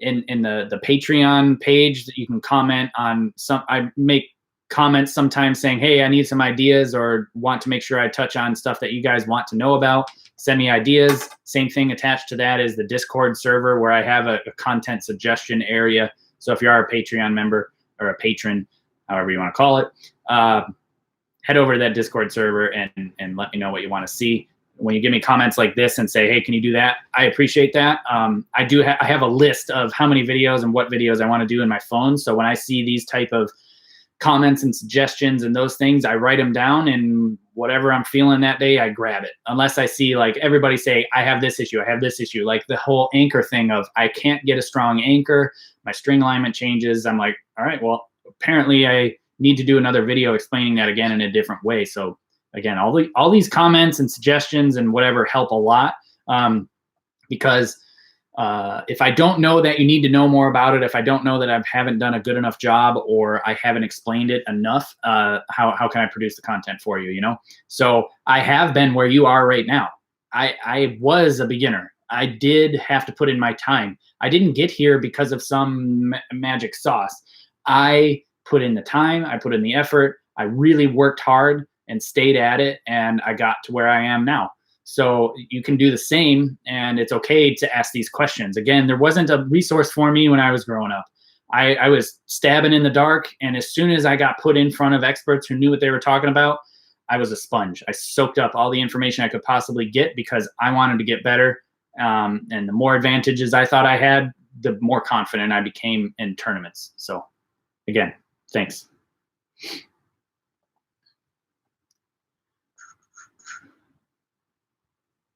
Yeah, I'm glad to see everybody else out there healthy as well. I'm seeing a couple of those comments, and hopefully everybody's staying safe that is in lockdown or whatever, and also staying sane as well. My wife and I are introverts at heart, so it's easy for us to be isolated. I know other people have hard times being isolated, but we don't.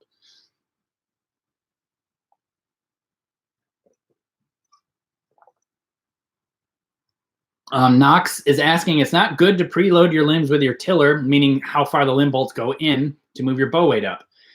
Not true. I don't think that's a problem. I don't, there's a lot of, issues that I see out there. People ask, oh, you know, limb efficiencies, too far in, too far out. I've done a lot of testing, and even as a high level shooter, I didn't notice a difference. You know, I'd rather have a bow tuned for me. I'd rather have the draw weight I wanted. That was way more primary than having the limb bolts in a certain position. Now, will the limb bolts in a certain position affect the draw force curve, like how much stacking you feel when you're going through the clicker? Yeah. Is it important? I don't know. I mean, I think it's different for each person, right? I like it to be super easy to pull through that clicker. Recurve, some other shooters want to feel it super stiff as they pull through the clicker. They feel more stable. I feel like I'm fighting the clicker or fighting the bow to get through the clicker. So I'd rather it be just a sponge and just be like right through the clicker when I wanted it to, right? Different for everybody. But one thing I would recommend if, let's see, how can I illustrate this? I already talked about this in one video. I'll illustrate it with these. If this is your limb and this is your limb bolt, so as you back the limb bolt out, the limb will rock like this, right? You see what I'm saying? As you back the limb bolt out, the limb will will rock, and the tip of the limb will be touching like this. So I wouldn't go too far out where this tip stops touching the center of the limb bolt. So if it goes too far this way, no good. But also, I would never put your limb bolts in past here where it's sitting flush. Don't do this, because then you're putting a pinch point on that limb. So as long as it's somewhere in this range, you're good to go. Just don't do that. I've seen that happen before. The bow sounds terrible. The bow performs terrible. The limbs look ugly at full draw, overloaded. Don't do that. So hopefully that answers that question.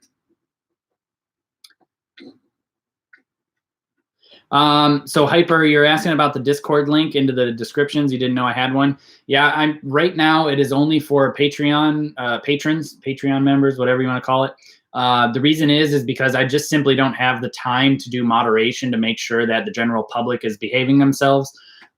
Because I don't have that time, and I don't really have, I haven't employed people per se to kind of police those things yet. So right now it's only for Patreon members, whatever.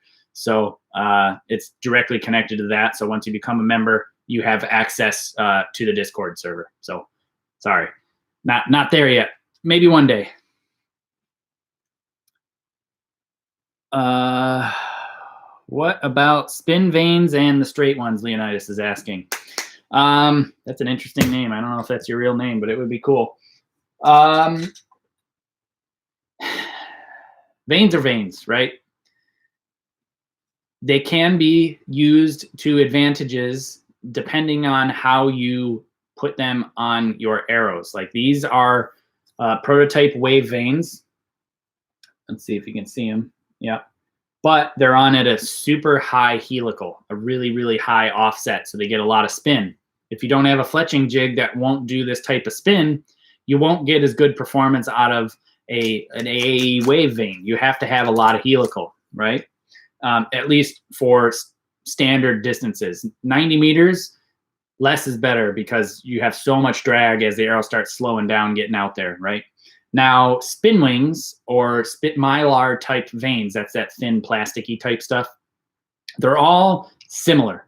They have differences, they have benefits, they have drawbacks. Each one's slightly different. Some are slightly thicker, more durable. Some are smaller, less wind drift. Some are larger, more drag, more spin, potentially more forgiving if you have a high enough draw weight. So there is a lot of options and confusion out there.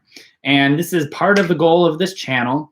You know, due to the situation we're in right now, I have limited of options to do this testing.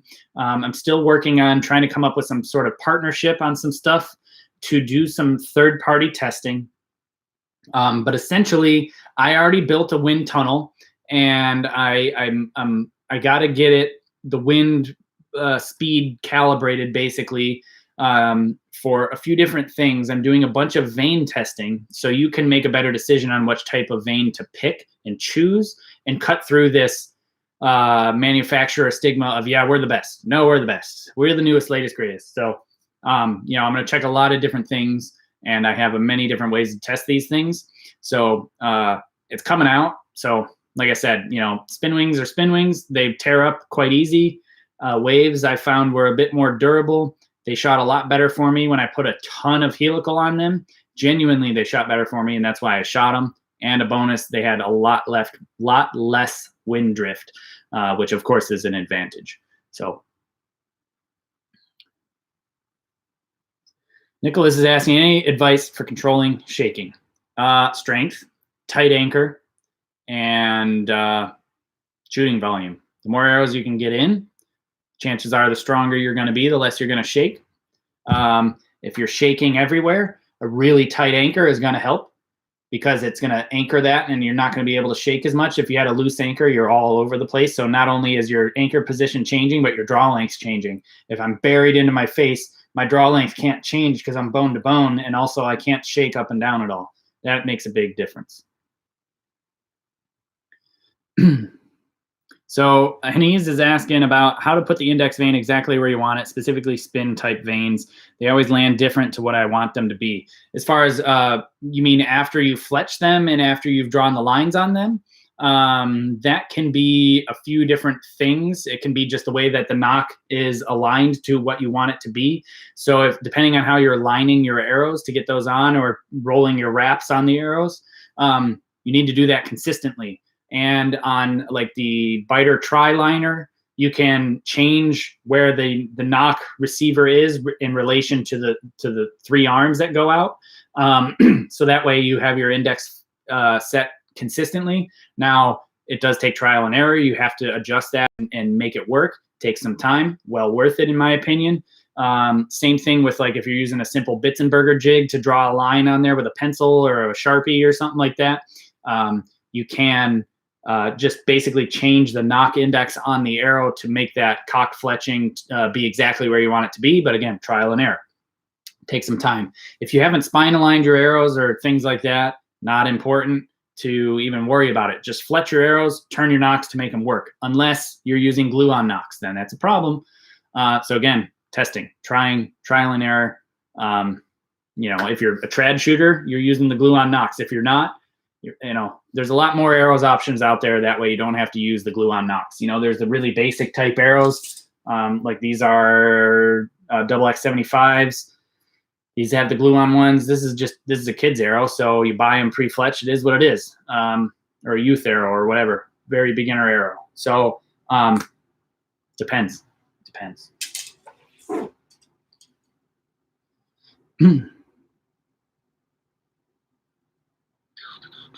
Let's see here. We got yeah. So Henny is saying, yeah, about the Victory VAPs. Problem is, I like that they align the label to the stiff side of the arrow, but when they say it's a 500 spine arrow, it is plus or minus 0.10 of an inch roughly. So that means it's anywhere from a 510 to a 490, or 490 to a 510. Does that make sense? And if they spine align that spine to the stiffest side, so that means you have anywhere from a 490 to a 510 on that stiffest side. Instead, what should be done is you should be aligning that spine to be the same for the whole dozen arrows. So that spine should be aligned. Like if the arrow radially changes stiffness, which all arrows do, some more than others, you need to align the one where it's always 505 thousandths of an inch deflection at this exact location. That's when it's most important.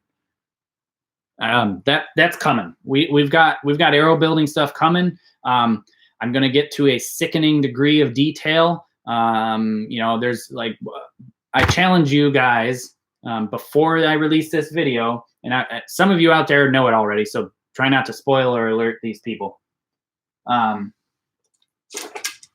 When they are shooting, when top shooters, specifically top compound shooters, if you look at their arrows and their quivers, not all of their arrows, so if they're sitting all in the quiver, they're all the same length, not all their arrows have the labels in the same spot. So I challenge you to watch that. If you have a pro shooter in your area, you watch people shoot on World Archery TV or Bow Junkie Media or whatever, I don't care who. Pay attention to their labels. You'll see some labels are misaligned.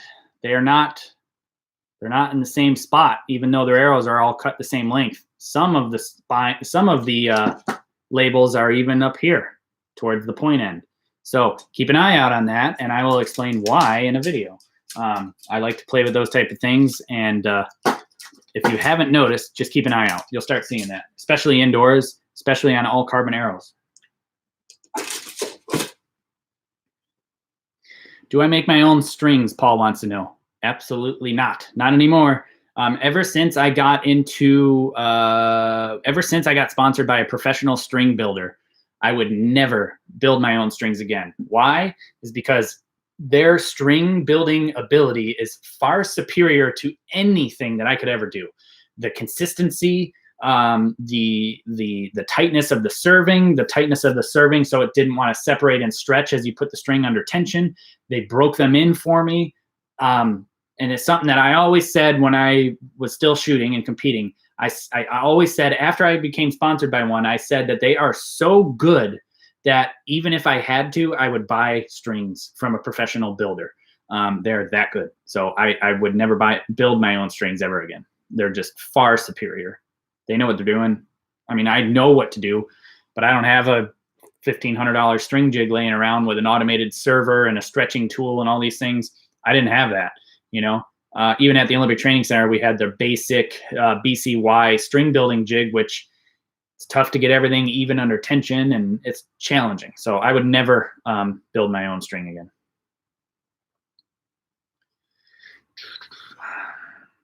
How many arrows a week should you shoot to continuously improve? That depends. I think shooting more consistently from day to day is going to be more important. So if I said 500 arrows a week, if you only shot 500 arrows one day and then didn't shoot the rest of the week, that would not lend itself to consistency. Shooting 85 arrows a day and then taking one day off for the week would lend itself to be more beneficial for you as a shooter. So I think consistency from day to day is far more important. If you don't have the ability to shoot every day, use that video that I used training at home, standing in front of the mirror with a stretch band, a light bow, even your own bow, doing SBTs and those things is a great way to replace actually shooting, especially with what's going on around the world these days. So how many turns do I make in my own strings? Generally, I just do what they recommend. I think they recommend, as a professional string builder, it's like somewhere between 0.6 and 0.8 turns per inch, I think, twists. Somewhere in that range, no more than 1 twist per inch, I think. So that means if it's a 50-inch string, you don't put more than 50 twists into it, I think. Like I said, I don't know. I leave it up to the experts. I don't have enough experience with that, unfortunately. So again, like I said, we're at 2 hours. So if there's any questions that I've missed, don't be afraid to comment. Hopefully I'll get to them.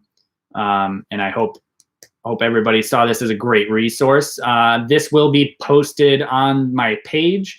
So that way you can use this and go back to the beginning and listen to the whole thing in case your comments, questions, divulsions of information that you want to reference in the future. So again, I appreciate everybody sticking it out. We've had quite a lot of people, and that's great. John Walsh wants to know if there's any tips for barebow feet at 90 meters.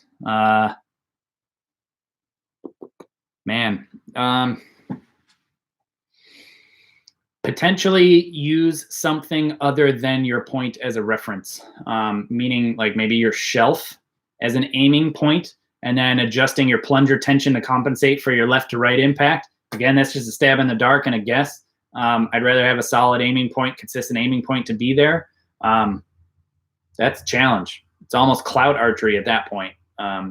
Yeah, that's a challenge. Barebow distance, light, thin diameter arrow with decent point weight, like an ACG 120 grain point versus a thicker but less heavy point, ACC at 85 grain. Yeah, that'll get you to 90. It'll drift a lot in the wind. You know, I think you could probably compensate with tiller split, knocking point, things like that. That'll also make a big difference. Like more of an even tiller, potentially more of a recurve tiller, shorter on the bottom, lower knocking point. All those things will help for sure.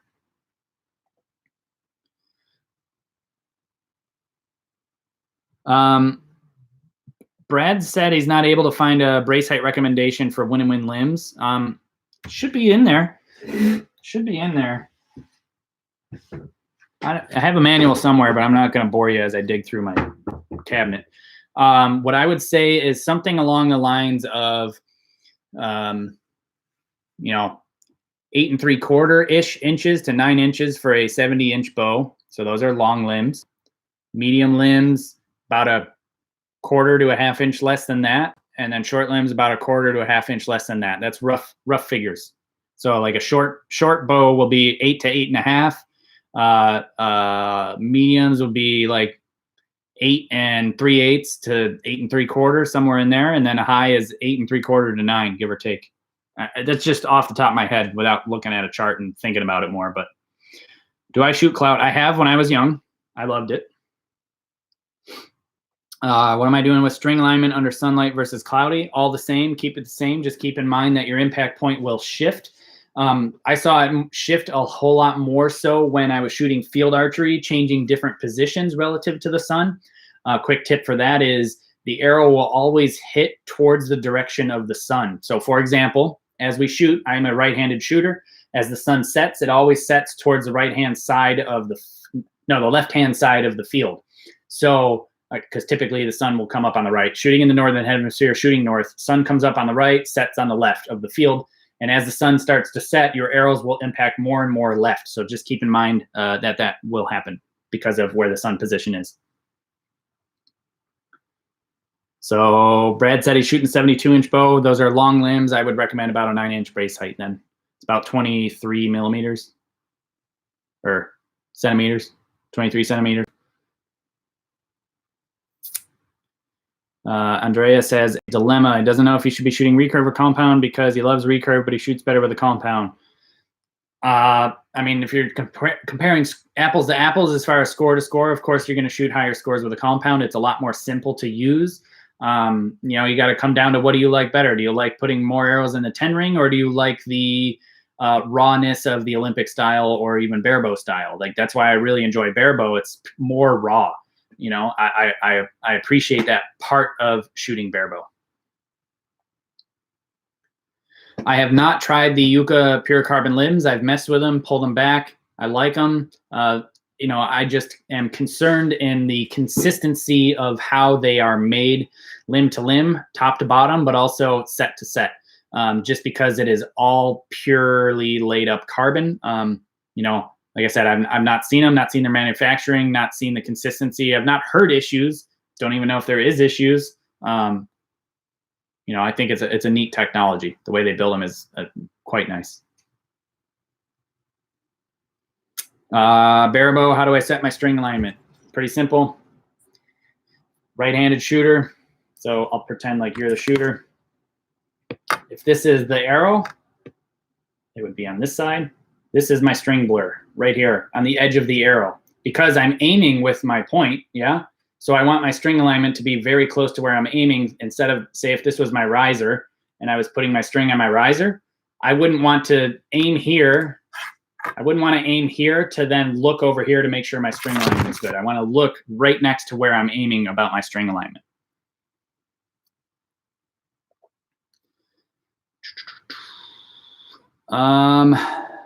Let's see here. Yeah, somebody asked about 90-meter setup. Andreas did. Very little drag on your vanes is going to help. Standard arrow setup. Again, shoot as much weight as you need to try to keep your sight out and not moving it in and not touching your arrow, obviously. I'd recommend that. As far as specific type of setup, it's all about the same, And, back when I shot 90 meters and shot FITAs, I set my bow up to shoot best at 70 meters because that's where elimination rounds were. And ultimately, it was the most important distance. So, I could lose a couple points at 90 meters and afford that. Have I considered trad shooting? Yeah. I like trad shooting. I'd have to play with it, see what it's like. I mean, obviously, slightly different bow, slightly different rules, different arrow setups. different styles of aiming. Yeah, I've thought about it. Just I haven't gotten there yet. I haven't gotten to play with my bare bow much yet. So that'll be happening more.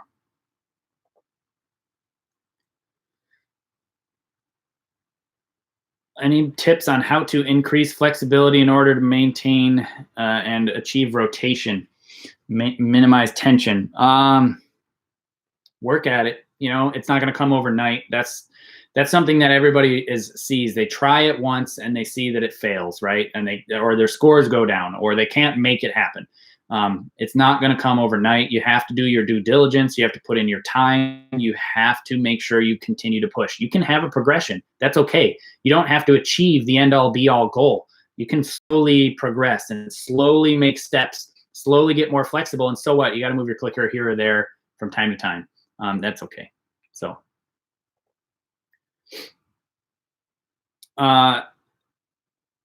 yeah. So I see the questions are starting to wind down. We're still getting a couple in here or there.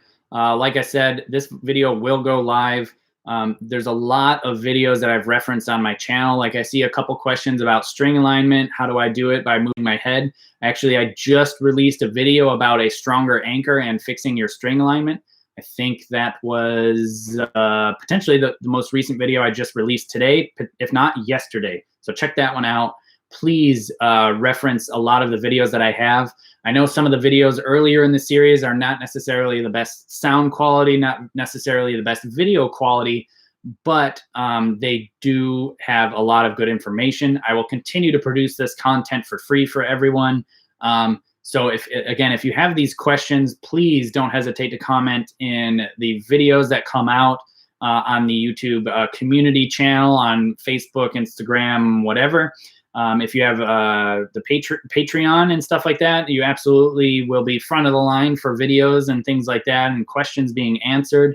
Obviously, because they are helping me produce this content by supporting me financially, and this way I can produce all this content for free for everyone. So I genuinely thank all my patrons, as well as the people who buy apparel. If you want, please check out those links in the description below. There's the Patreon, the apparel links, the links to my website where there's the Training for Archery book. Also, I have a new book that my wife is working on editing right now. It's the tuning book. So there's a lot of information in there and a book reference for you to figure out what you need to do for tuning and setup and those type of things. And again, like I said, all of the form stuff has just about generally been covered, just about all of it. And also, please, if you want more of these lives, let me know. Spread the word to people about hopefully how nice it was. If you liked it, if you didn't, I'm sorry. I'll do my best. If you give me some feedback, I'll try to make it better, maybe more efficient, shorter, longer, different time zones. I'm up for suggestions. So if you have any suggestions, don't hesitate to comment them. Send me those somewhere, somehow, because if I don't know if you have suggestions or complaints or feedback, positive, negative, how am I supposed to make things better for you? So, a lot of people in the beginning were like, hey, the audio is not so good. And I was like, sounds fine to me. And then I'm like, okay, I'll make it better. And now that I've made it better, and I looked back at a video in December, I was like, oh God, that's awful compared to what it is now. So thanks everyone for everybody's feedback, support, and sharing all these videos. It makes a huge difference. Getting the word out there is really helping. I genuinely appreciate it. And like I said, if you have a better time zone, a better suggestion, anything like that, please check that out. Somebody just asked about getting the book online as a PDF. No, because there's nothing stopping you from taking that and sending that to your friends, and then it gets everywhere for free, and then nobody will buy it. I don't know another way around that. The book, the training book, is available on iTunes. So if you don't want the hard copy, you can get it there. None of the books that I've produced at all, or will be producing, or any of those will be available on Kindle, because you cannot have pictures on Kindle. So they are available on iTunes, or will be available on iTunes. The hard copy is great, available on Amazon, available on my website. And again, the Tuning for Performance book will be coming out very shortly. And keep an eye out for the pre-sales on that to be announced. It's a very short time away, so keep an eye out for that. And everybody that has bought the Training for Archery book that my wife and I wrote, I genuinely thank you, the one back here. If you have any more questions about periodization, everything's answered in that book. It is a somewhat brief overview, but it gives you the tools to make those decisions and to plan your training plan out.